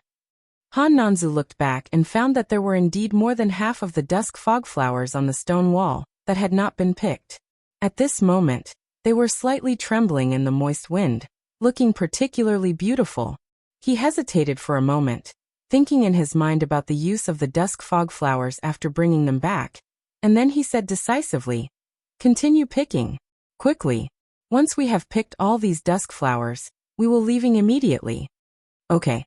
He Gang and Exian agreed at the same time. As soon as he finished speaking, Exian immediately turned around and left. He Gang glared at Lu Chen with a bit of disdain, then turned around and strode towards the stone wall. Lu Chen looked at his back and shook his head slightly, then said to Han Nanzu, "In that case, I have promised the three of you to find this dusk fog flower, including the two-striped dusk fog flower. Now that I have done it, there is no need for me to stay here any longer. I will take my leave first." After saying this, he reached out to Han Nanzu and cupped his hands, then turned around and left. Han Nanzu looked at his back and wanted to say something, but then hesitated. After taking a deep breath, he turned around and walked towards the stone wall, ready to help He Gang and Exian. Lu Chen strode away from the mountain stream, walked to the edge of the stone cliff, found a high ground to jump on, and looked around. He saw that the Black Armor Mountain was densely forested, and there was a murderous atmosphere. Further away, in the forest, there were vague black shadows leaping up and down. He didn't know how many there were in the weeds, but he could vaguely see that the black shadows were moving in his direction, and their speed was not slow. Lu Chen's face slightly changed. He looked at the mountain stream under his feet, snorted softly, then turned around and strode away. After walking swiftly for over 300 m, Lu Chen suddenly heard a wave of enraged roars and curses resounding from afar in the forest behind him. But because it was far away, Those voices couldn't be heard clearly. However, there were many miserable barks of wild dogs mixed within, and it was extremely clear. At the same time, strange whooshing sounds also sounded from the forest behind him. It seemed that some of the black shadows were also chasing him. Lu Chen's face darkened, and he cursed in a low voice. The dog's nose is so sensitive. Standing in the same place and pondering for a moment, Lu Chen looked at the surrounding forest again, and then suddenly jumped on a tall tree. His movements were as nimble as a monkey's, and he climbed up the tree in no time. Then, when he reached a tree branch that was several feet above the ground, he suddenly used all his strength and jumped from one tree to another. He repeated this action more than a dozen times in a row. In this forest he was like a nimble monkey. Unbeknownst to anyone, he leaped from branch to branch, leaped over 100 feet in the air, and then climbed to the densest branch, at least 100 feet above the ground, and quietly hid there. Not long after, he suddenly heard a sharp bark, and a large group of black shadows suddenly appeared in the forest. It was a large pack of dozens of black jackals. These ferocious wild dogs roared, as if they wanted to tear apart all the creatures in front of them. But when they chased all the way to the place where Lu Chen had climbed the tree, all the wild dogs seemed to have lost their target. They circled around in place, at a loss for what to do. The barking of the dogs was still sharp and ear-piercing, and the anger and ferocity in it chilled one's heart. But even though all the dogs were desperately sniffing in the nearby forest, and even expanding their range to more than a dozen feet away, they still found nothing. Lu Chen, who was hiding in the tree, held his breath and looked down through the gaps in the leaves. He saw a few black jackals had even run to the tree he was hiding in and searched, but they still couldn't smell anything. They looked very irritated and annoyed. Lu Chen looked coldly at the wild dogs on the ground below, and did not move. Demonic beasts like black jackals were born with a fierce temperament, and were the most vengeful. If these beasts found him on this tree, even if they could not climb trees, they would surround this tree and this forest. They would not stop until their prey was killed. In his memory, a long time ago, when he was still young, he had wandered around the Black Armor Mountain for a period of time. He once saw a large group of black jackals surround a bear on a tree for 7 days and 7 nights. In the end, the bear couldn't hold on any longer, and was divided up by the black jackals. Lu Chen shook his head slightly, and shook off the bad memories in his mind. Then he leaned against the tree trunk, and prepared to wait for the sky to turn dark. Below, for some reason, the black jackals seemed unwilling to give up. Just like that, they searched back and forth in the forest. Even further away, the shouts and shouts of shock and anger, as well as the sounds of swords clashing and killing, gradually grew louder. Lu Chen glanced in the direction of the mountain stream. After a moment, he lowered his eyes expressionlessly. After an unknown period of time, the sounds of fighting gradually quieted down. Only the screams of the black jackals became more and more mournful. A gust of wind blew gently, and the leaves on the branches of the trees began to shake. It was a little cold. Lu Chen slowly opened his eyes and felt that it was dark in front of him. At this time, it was already dark. Chapter 61. The familiar night fell on this mountain, the darkness spreading like a tide. Only the moonlight on the horizon shone down a little. The black jackals below had disappeared, perhaps because they could not find any prey. They had no choice but to retreat. At this time, the forest was quiet. Only 1 or 2 low cries of insects could be heard from some unknown weeds. Lu Chen glanced in the direction of the mountain stream. At this time, it had long since quieted down, and there was no longer any movement. Lu Chen was expressionless. His face hidden among the branches and leaves looked exceptionally cold, completely different from his usual gentle expression in front of others. In the dim light, his eyes looked especially bright, like a silent beast hiding in the night. The forest under the night was quiet and cold. After a while, suddenly a figure rushed out of the darkness, staggering and running desperately, not caring even if the thorns in the forest hung on her clothes. Then in the distance behind the figure, a few barks suddenly sounded, as if the appearance of the black figure had alarmed something. And then there was a terrible noisy roar, surging over here again. The black figure heard the shrill cries behind her. Her body trembled, ran faster and faster, all the way to the tree where Lu Chen was. As she got closer, Luchin looked down from the tree and suddenly frowned. The person was slender and pretty, but her face was full of fear. It was Exian. This young girl's face was full of panic, and even a little despair, as if she was running forward desperately out of the desire to survive. No one knew how she survived alone in the mountain stream during the day. Luchin frowned, turned his head to look at the darkness in the distance, listening carefully to the distance where the barks came from. After a moment of hesitation, he stretched out his palm and pressed the tree trunk, quietly sliding down from the tree. As soon as his feet landed on the ground, the feeling was completely different from when he was on the tree. Behind him was a deep darkness, but in the deep shadows, it seemed that a large group of terrible monsters would rush out at any time and tear him to pieces. Without hesitation, Luchin turned and ran forward. In this forest, his figure was fast and abnormally agile, looking like a monster, far better than Exian, who was running desperately in front of him. In just a few leaps and bounds, he had caught up to the fleeing woman. Luchin grabbed Exian's arm from behind. Exian's entire body shook violently, and she suddenly let out a shrill cry.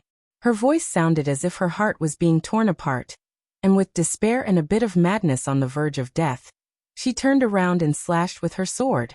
The sound of the sword cutting through the air was sharp. It could be seen that Exian used all her strength. Luchin dodged to the side, avoiding the sword, at the same time said in a low voice, "It's me, Luchin."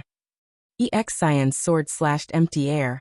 Her body was brought forward 2 steps, and just as she was about to fight again, she suddenly heard this sentence. Her body suddenly trembled.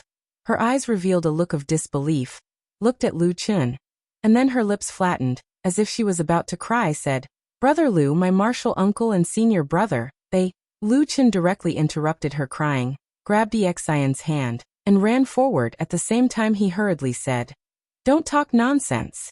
Let's run for our lives first." Exian was pulled by him, and she couldn't help but follow him. But after running for a while, Exian suddenly realized that something was wrong. Luchin didn't bring her along the mountain path they came from. Instead, he rushed directly into the dense forest in another direction. There were thorns and weeds everywhere. There was no path at all, and it was extremely difficult to run. After running for a short distance, Exian felt that not only were her clothes torn a few times, but there were also 4 or 5 wounds on her body. "Are we going the wrong way?" Exian shouted in panic. Luchin did not look back, just pulled her forward, and said at the same time, "Yes, the wild dogs will be here in the blink of an eye. Running along the original path is courting death." Exian's mind was in a mess, but she could feel Luchin's hand holding her steady and strong, making her subconsciously run with Luchin. And in this short time, in the darkness behind them, the terrible barking of the wild dogs had become much clearer. Obviously, the black jackals were rushing over here. The 2 of them fled through the thistles and thorns that were almost impenetrable. In just a short while, Exian felt as if she was being sliced apart by 1,000 cuts. Her entire body was pierced, torn, and even bleeding by the sharp thorns. Just when she was at a loss of what to do, all of a sudden, her feet slipped. In front of the 2 of them, there was suddenly a downhill slope, and the slope was very steep. Exian let out a scream, but before she could react, Luchin had already grabbed her wrist and dragged her down the hill. They instantly became 2 rolling gourds, rolling down the hill. In the darkness, the roar of the wild dogs broke through the air and reached the hillside in the blink of an eye. There was a fishy smell in the air, but Exian didn't have time to think about it. She had completely lost control of her body and kept rolling around. She didn't know how many rocks and hardwood she hit in the middle, but she was covered in cuts and bruises.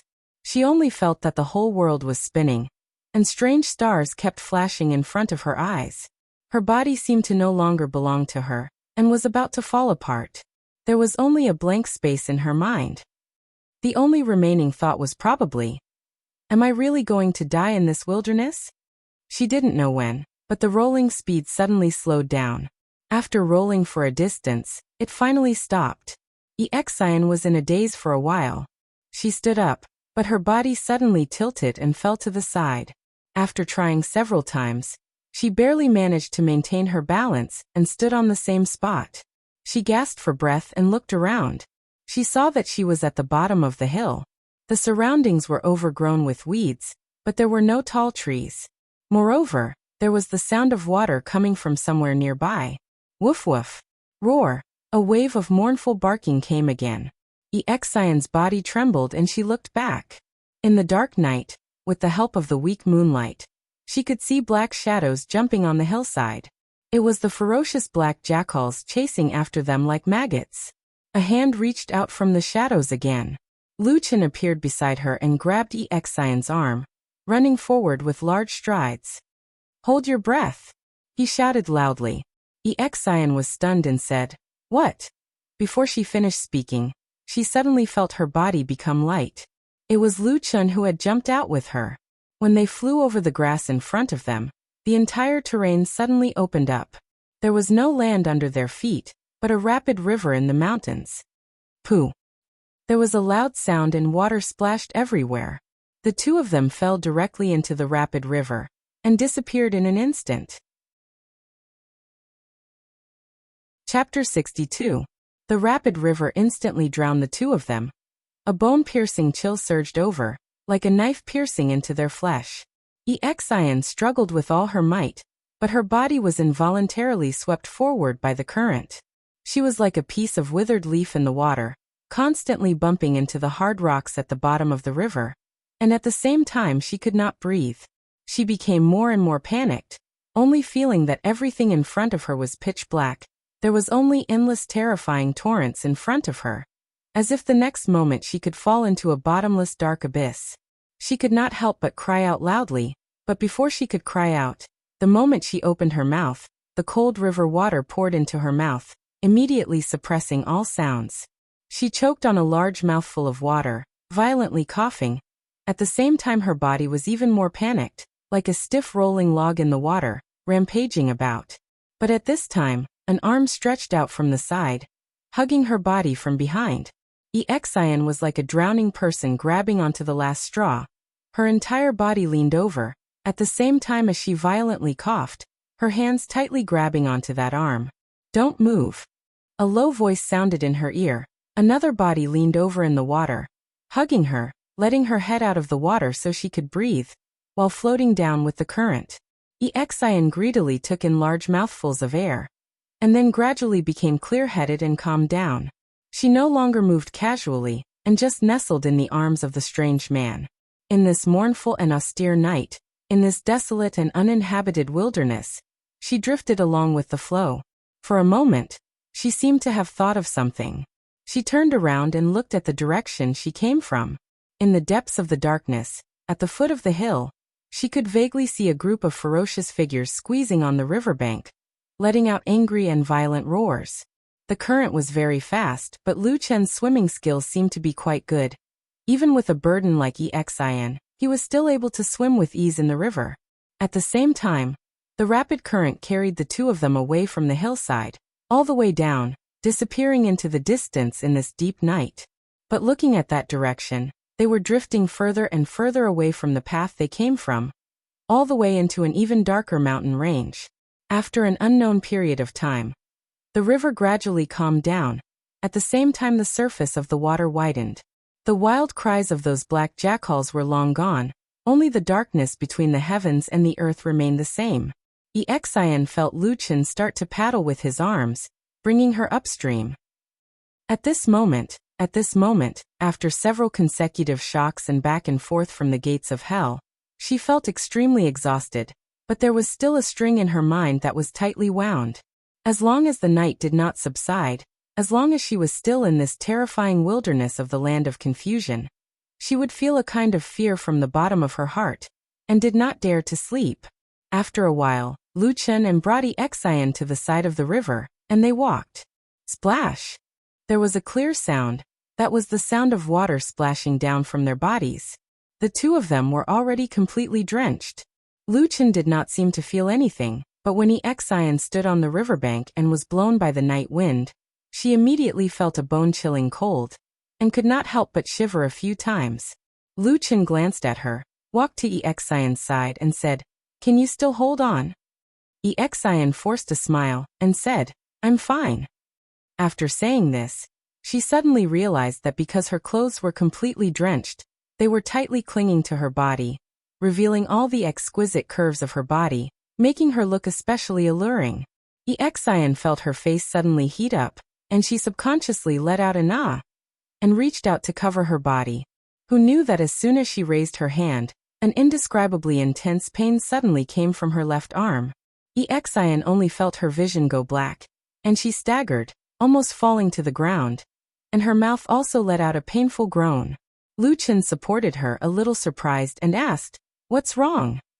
Exian was in so much pain that even her voice sounded a little shaky, and she said with a trembling voice, my left hand." Luchin looked over, and reached out to support her arm for a moment, and then immediately frowned, and said, "It's broken." Exian bit her lip, lightly gasping for breath. In her mind, the scene of her escape just now replayed in her mind, but she found that she could not remember where exactly it was that broke her arm. Perhaps it was because she was too nervous and excited, or because she had suffered too many injuries on the way, so she did not immediately notice that her arm was broken. Luchin looked around, and after a moment of silence said, "Sit down first and rest for a while." Exian used her right hand to support her left arm, found a stone on the river bank, and sat down, while Luchin walked to a place a little further away, where there were a few trees. He fiddled there for a while, and after a moment, came back with a branch about 2 fingers wide. At the moment he was holding a black dagger in his hand, and it looked quite sharp.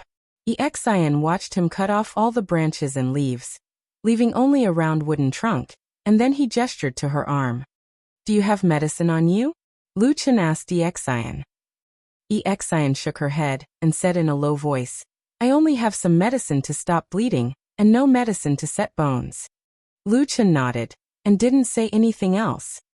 He tore off a few pieces of cloth from his clothes, and then straightened Exian's arm, so that the broken bones were in place, and tied her arm to the tree trunk. "Let's do this for now. When the sun rises, we'll look around to see if there are any suitable herbs for you to apply," Luchin said calmly. In the process of tying her arm, it was naturally unavoidable to touch the broken bones, and Exian suffered a lot. But at least she knew that Luchin was doing this for her own good, and so she endured the pain, but her eyes were already filled with tears, and her face was incomparably pale. When Luchin was finally done, Exian let out a long sigh of relief, and then timidly said, "Thank you very much, Brother Lu." Luchin looked at her, and said, "It's very dangerous here in the disorienting lands at night, and we can't easily light a fire. Otherwise, it'll easily attract troublesome and powerful demonic beasts. We can only wait like this until the sun rises. Can you still hold on?" Exian gritted her teeth. Although she felt a sharp pain in her arm, and waves of cold constantly invaded her skin, she still nodded and said, "I can." Luchin grunted, and walked to a spot a few feet away from Exian, and directly lay down on the ground, saying, "Then let's rest and wait for the sun to rise." Exian sat there in a daze for a while. Although she was extremely tired, she didn't know why, but she didn't feel the slightest bit sleepy. Looking at the deep night sky between the mountains, and the dark river not far away, she suddenly felt like crying. It was at this moment that Luchin's voice suddenly sounded from beside her. "That's right, where are your 2 companions? How are they?" Chapter 63. They. In the dark of the night, although Exian was sitting not far away, her figure was somewhat blurry. At this moment, her voice sounded a little trembling and deep, as if Luchin's words had suddenly poked at a certain part of her heart. For a moment, she didn't know what to say. "Did you encounter a pack of black jackals at the waterfall?" Exian slowly lowered her head. After a while she said, "Yes, after you left, not long after, a large group of black jackals suddenly rushed over. There were too many of them, and I couldn't even count them all." Her breathing suddenly became a little hurried, as if she was being stabbed by memories. She said in a low voice, "Martial uncle, senior martial brother, and I fought in a hurry. Although we had our backs against the wall of the mountain, there were too many demonic beasts. After fighting for a long time, we still couldn't hold on. Uncle Master told us to split up and run. He said that one of us could escape." At this point, her voice was choked with sobs. After a pause she continued, Senior brother and I rushed out. In the middle, I turned around and saw Uncle Master being pounced on by a large group of black jackals. In the blink of an eye, flesh and blood flew everywhere. I was terrified. Senior brother he pulled me and ran with all his might, but there were black jackals chasing after us. In the end, senior brother he and I had no choice but to split up and run for our lives. The last time I saw him, there were more than 10 black jackals pouncing on him. Then they were blocked by the trees. I only heard a series of screams and wild dogs barking. In the darkness, Lu Chen was silent for a moment before saying, "What about you? Why were you the only one who escaped in the end?" Xian said in a daze. I ran for a while and saw that I was about to be caught again. But at this moment, I suddenly remembered that before I went down the mountain, Master had given me a blinding talisman. So I climbed up a tree and used this talisman. The black jackals chased me nearby and couldn't find me. At this point, Xian suddenly burst into tears and cried, "It's all my fault, it's all my fault. If I had thought of this earlier, Marshal uncle and senior brother might not have died." Lu Chen was silent and didn't say anything. He let Xian cry for a while. After her sobs calmed down a little, he said indifferently, "This isn't your fault. And even if you used this talisman in advance, when the black jackals were right in front of you, with the keen senses of those demon beasts, you still wouldn't be able to escape." Xian's body trembled as she whispered, "Really?" "Yes." Lu Chen responded, then turned over and said, "It's getting late, hurry up and sleep. We might have to climb mountains and wade rivers for the whole day tomorrow. If you don't sleep, your body won't be able to take it." Xian's lips moved slightly. After a moment, she still slowly lay down on the grass by the river bank. Her mind was in a mess, and her heart was filled with regret and fear. She thought that she wouldn't be able to fall asleep no matter what, but who knew that as she lay down, she would unknowingly close her eyes and fall asleep. The morning sun fell on the riverbank, shining on the sleeping woman's face. Although her face was still a little pale, and the ends of her hair were messy, a strand of beautiful hair still hung down from her temples and slid down to her nose, bringing with it a bit of languid beauty. Her slender and long eyelashes trembled a few times in the golden brilliance. And then Xian slowly opened her eyes for a moment. She seemed to still be in the warm home of her memories. Her kind master and close senior and junior sisters were still by her side. Someone was smiling and saying something to her, and when she was full of joy and wanted to sit up and answer, a sudden pain came from her left arm, waking her up from the illusion. Hiss! Xian sucked in a breath of cold air and bit her lips. This time, the pain was so severe that she almost cried out. At the same time, a voice came from not far away. "Be careful, don't make the injured bone crooked, otherwise you'll suffer again." Xian panted a few times and didn't dare to move her left arm. She sat up straight and looked to the side. She saw that Lu Chen had already woken up and was walking over from the other side of the forest. He was holding a lot of things in his hands. It looked like some random weeds that Xian didn't recognize. And in the middle, there were some strange dark brown things. Lu Chen walked to Xian's side and squatted down to put the things in his hands to the side. Then he grabbed Xian's left arm and examined it. He nodded and said to her, "I'll help you apply some medicine now. It should heal faster, but there will be some pain. Endure it yourself." When Xian heard the word pain, her heart skipped a beat. She was a little afraid, but looking at Lu Chen's calm face, she didn't know why she couldn't say no for a moment. Moreover, no matter how she looked at it, this man was doing it for her own good. So after hesitating for a moment, she still slowly nodded. Lu Chen gently untied the wooden stick from her arm, and then tore her sleeve. On her white wrist, the area around the broken arm was already red and swollen. Lu Chen frowned and lowered his head to gather the herbs he had picked and mashed them together, including the strange black things. Xian glanced at his hands. Suddenly, her eyes straightened, and she saw that the black things were actually some strange insect eggs that she couldn't name. They were black and fat and looked very disgusting. Xian was shocked and suddenly felt nauseous. She almost vomited and cried out, What are these things? What do you want to do with them?" "The larvae of the golden-winged bee." Lu Chen glanced at her and said faintly, "Don't talk nonsense. This is good stuff.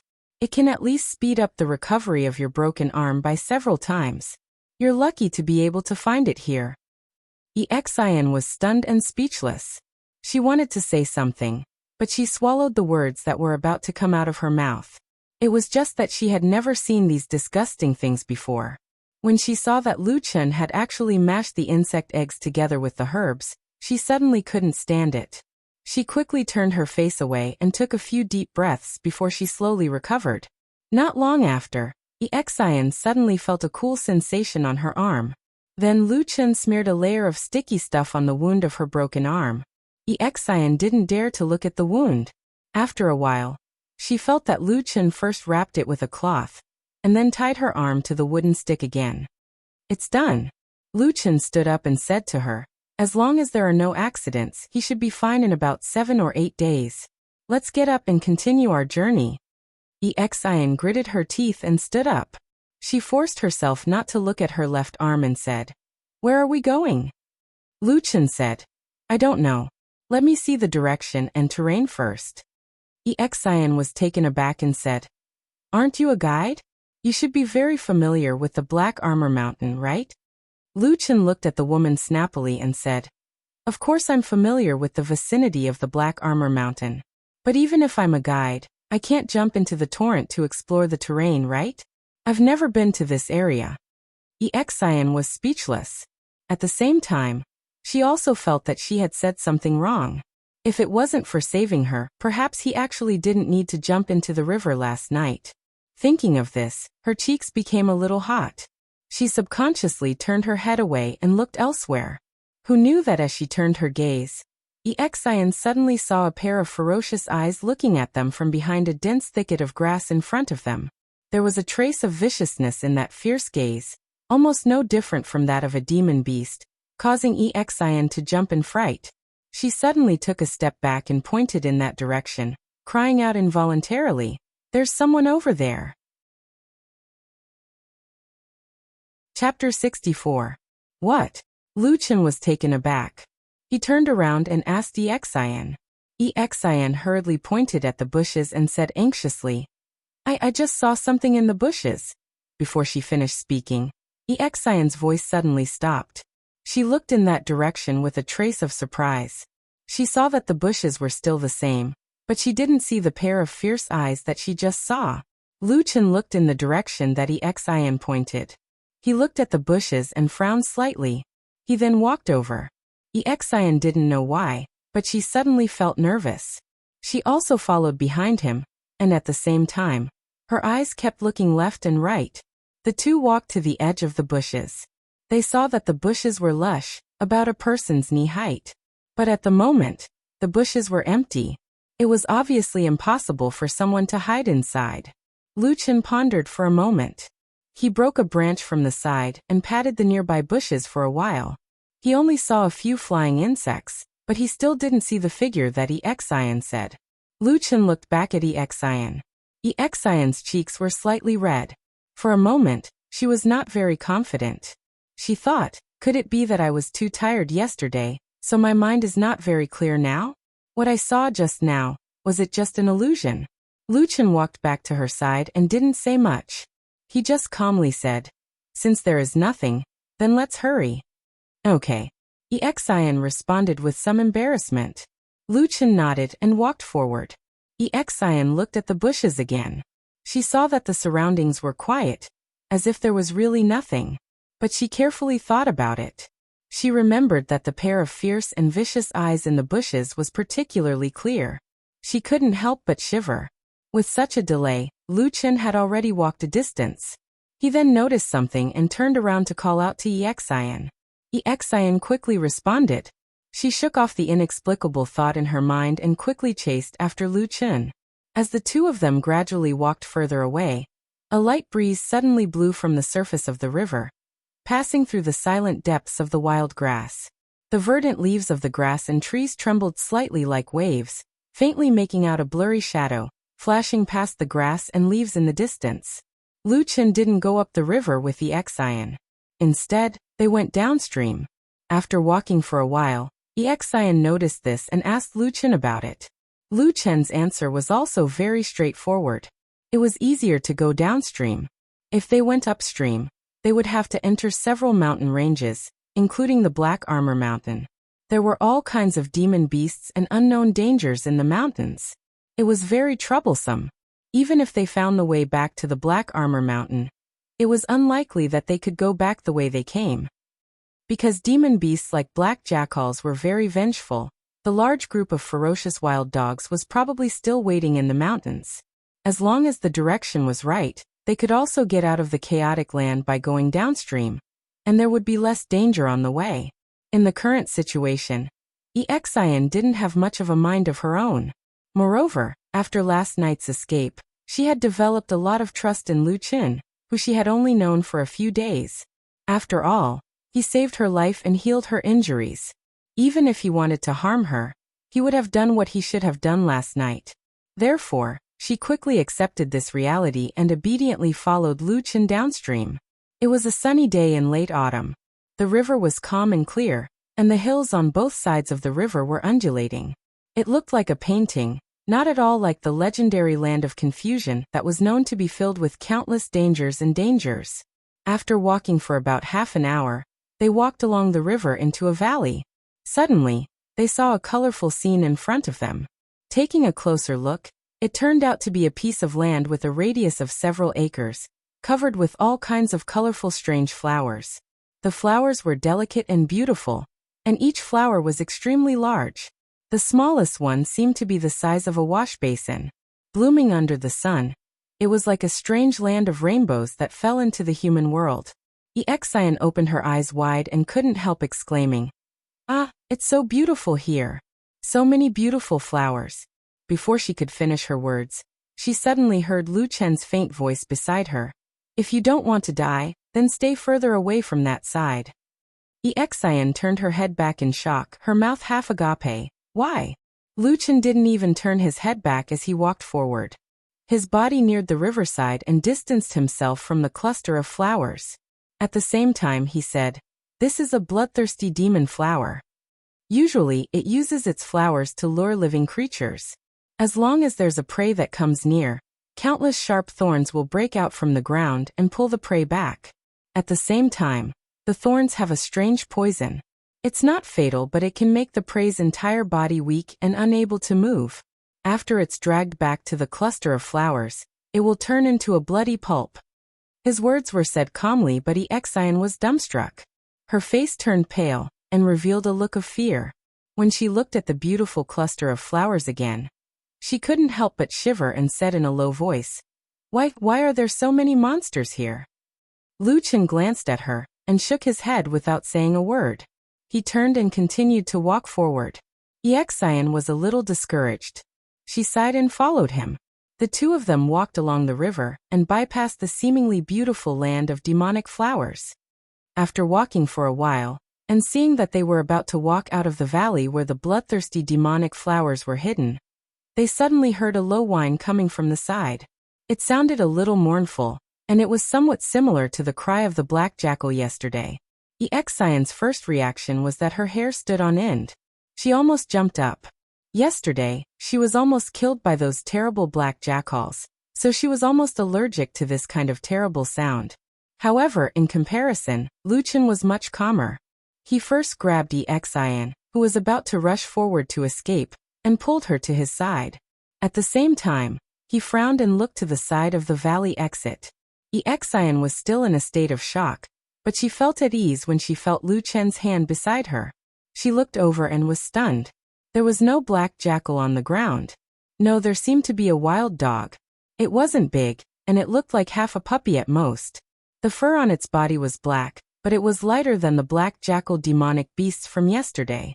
It seemed a little different, especially on its back. From the back of its head and neck down to its back, there was a long and narrow white fur band. It was very clear, showing that this puppy was not a black jackal. After Exian looked carefully for a while, she saw even more strangeness. The puppy was lying on the ground, unable to move. It could only cry out mournfully, looking especially pitiful and helpless. One of its legs was dragging behind it. Unlike the other 3 legs, it seemed to be broken. The puppy lay there with a blank look in its eyes. as if it was about to run out of oil. Even its sorrowful cries gradually became softer. It seemed that if no one helped it, it would die here in a short while. It looks so pitiful.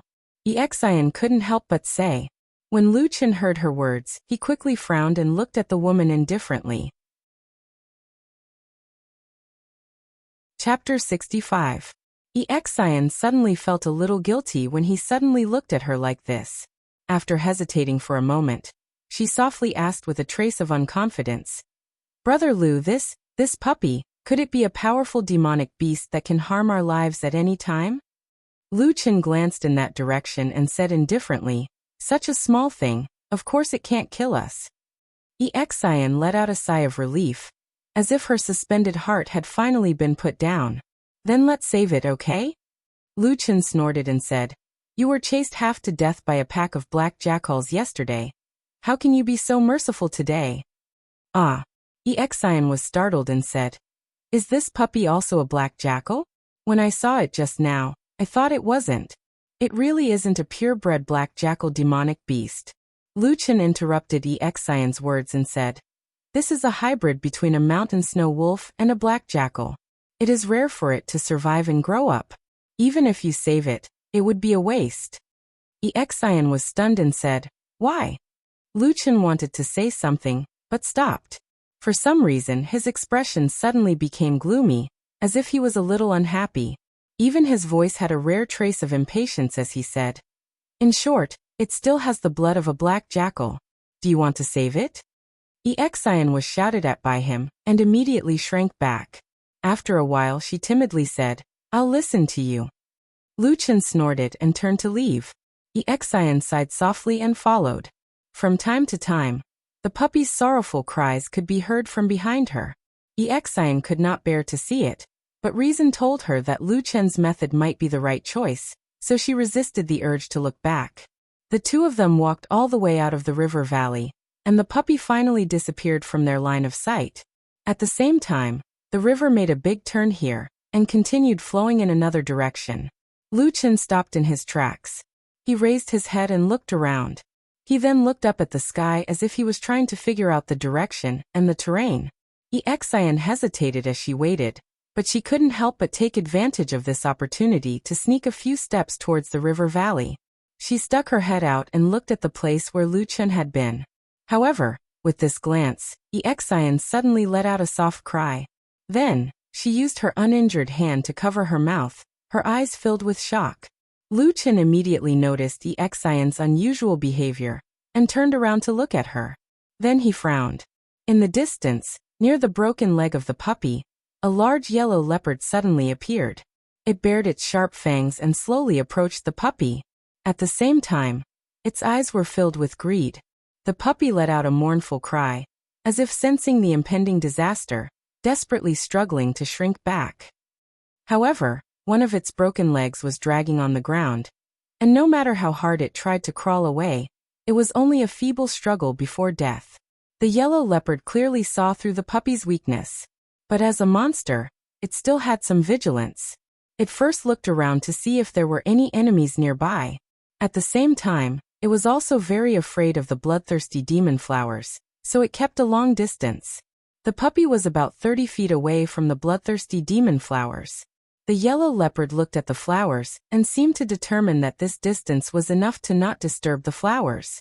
With a low growl, its body suddenly soared into the air and pounced towards the puppy. The puppy let out a mournful cry. In the distance, Exian's body trembled. She couldn't help but close her eyes, not daring to look again.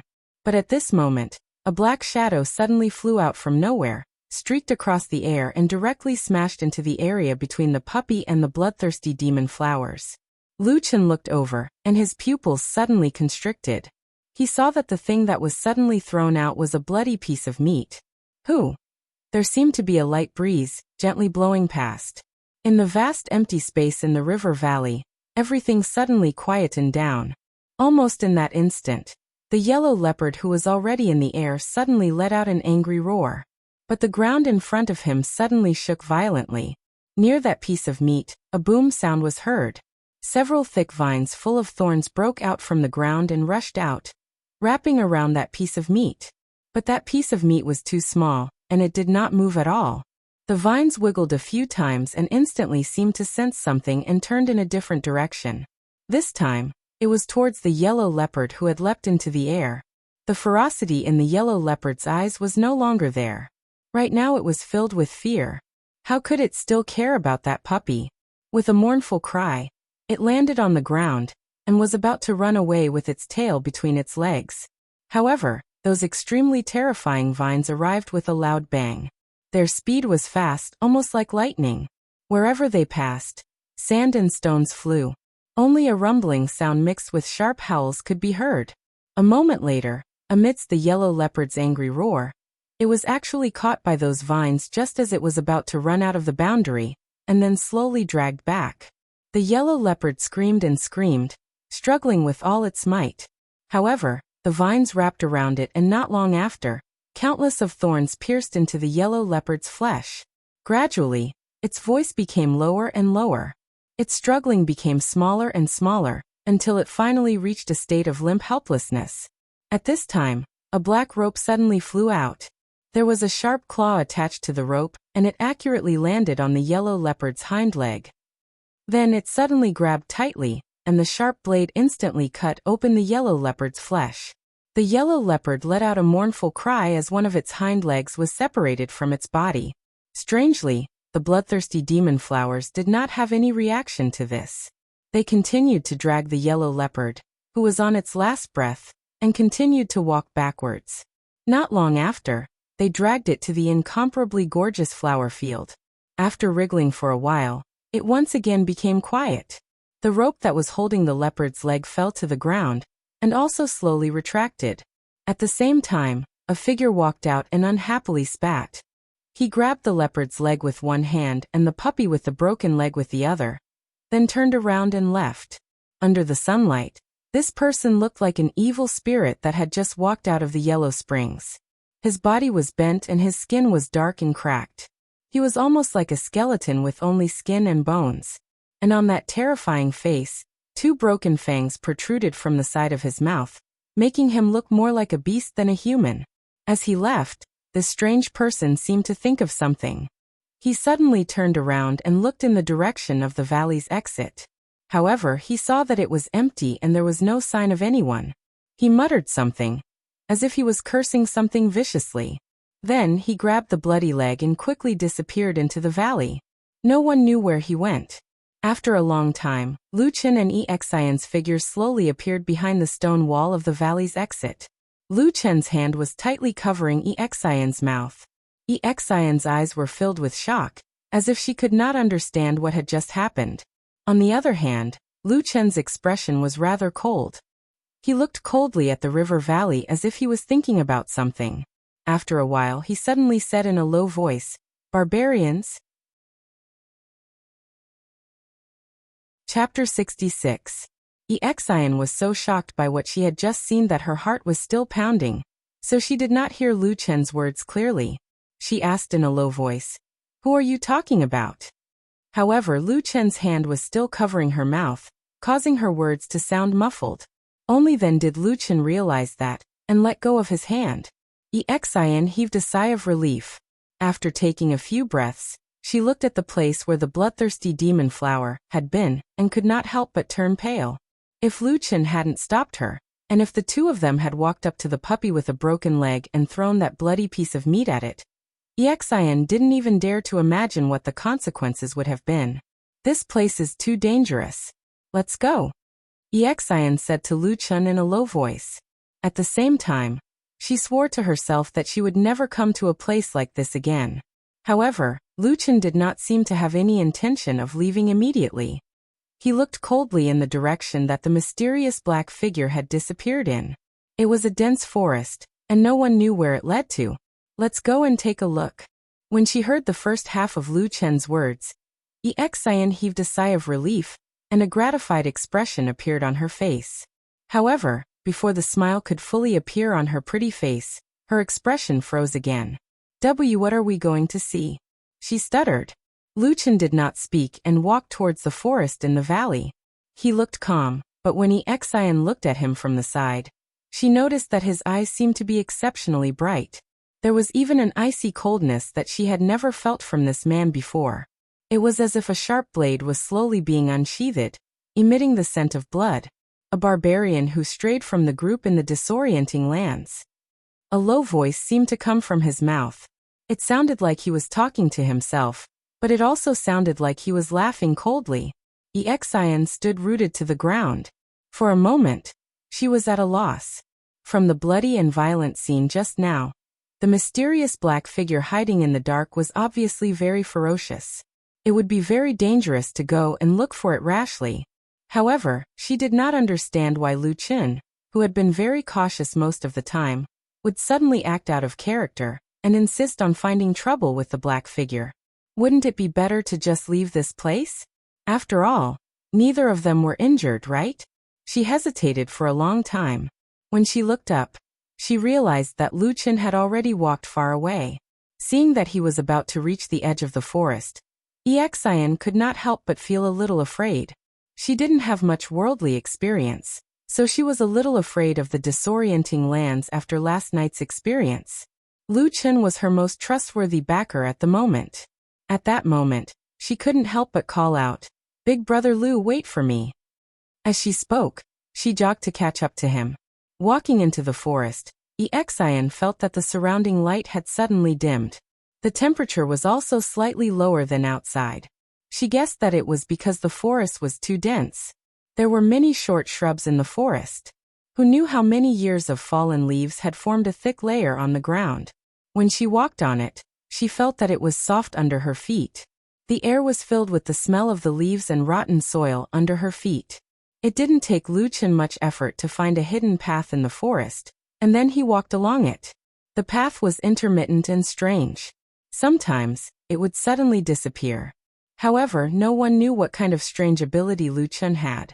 Every time this happened, he would carefully observe the surroundings and find some traces in some inconspicuous corner. From there, he would rediscover the path.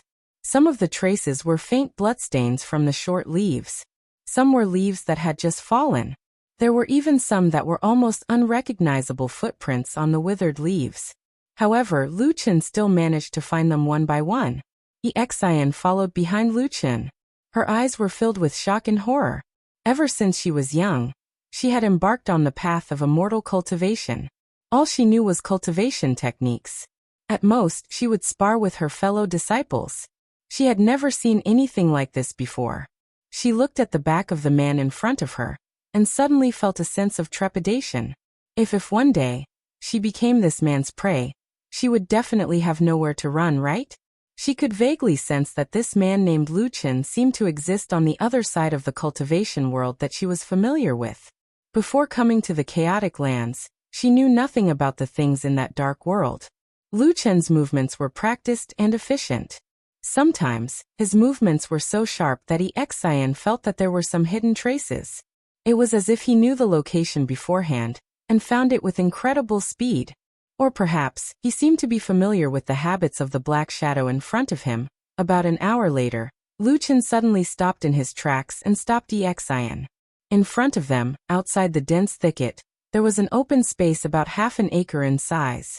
A large boulder abruptly rose up to form a slope, and under the boulder was a cave entrance. The ground outside the cave was a mess. There were things that looked like garbage everywhere. There were charred stones, broken wooden sticks, and bones of different sizes. At a cursory glance, most of them were small animal bones. Huff, huff, huff. A strange sound came from the cave. It sounded like heavy breathing. Not long after, a black shadow walked out. It was indeed the strange man who had appeared in the Valley of the Bloodthirsty Demon Flowers. Now that they were closer, Lu Qin and Exian could see more clearly than before. Soon, they realized that this person wasn't young. Apart from the fact that he was all skin and bones, even his gait made him look like an old man who was out of breath. But even so, this strange man's ferociousness didn't diminish at all. When he walked out, he was still holding the bloody leopard's leg in his hand. He sat on a huge rock and opened his mouth to chew on it. Blood flowed down the corner of his mouth. He looked like a wild beast. Exian's body trembled. She felt a wave of nausea in her stomach. She almost vomited from this scene. Fortunately, she knew that this was not the time. She forced herself to bear with it. But she did not dare to look at this barbaric man drinking blood. She shrank her body back. Just as she was about to tell Lu Chen not to cause trouble and leave first, her body suddenly froze. Lu Chen had already vanished from her side at some point in time. Exian was shocked. She turned her head and looked around. After a while, she suddenly realized that Lu Chen's figure was already at the edge of the shrubs not far from the cave. He was right behind the strange man, and was slowly approaching. The straight line distance between the two seemed to be less than 10 feet. For a moment, Exian only felt that her heart was suddenly in her throat. She was so nervous that she even held her breath. Around the cave, it was even more silent. Only the strange man seemed to be unknowingly gnawing on flesh and blood like a wild beast. However, amidst this tranquility, a wave of miserable dog barks suddenly resounded from within the cave, and it broke the silence here. You're tuning in to the Echoes of the Heart YouTube channel. Don't forget to subscribe and join us on this journey to catch the most captivating stories.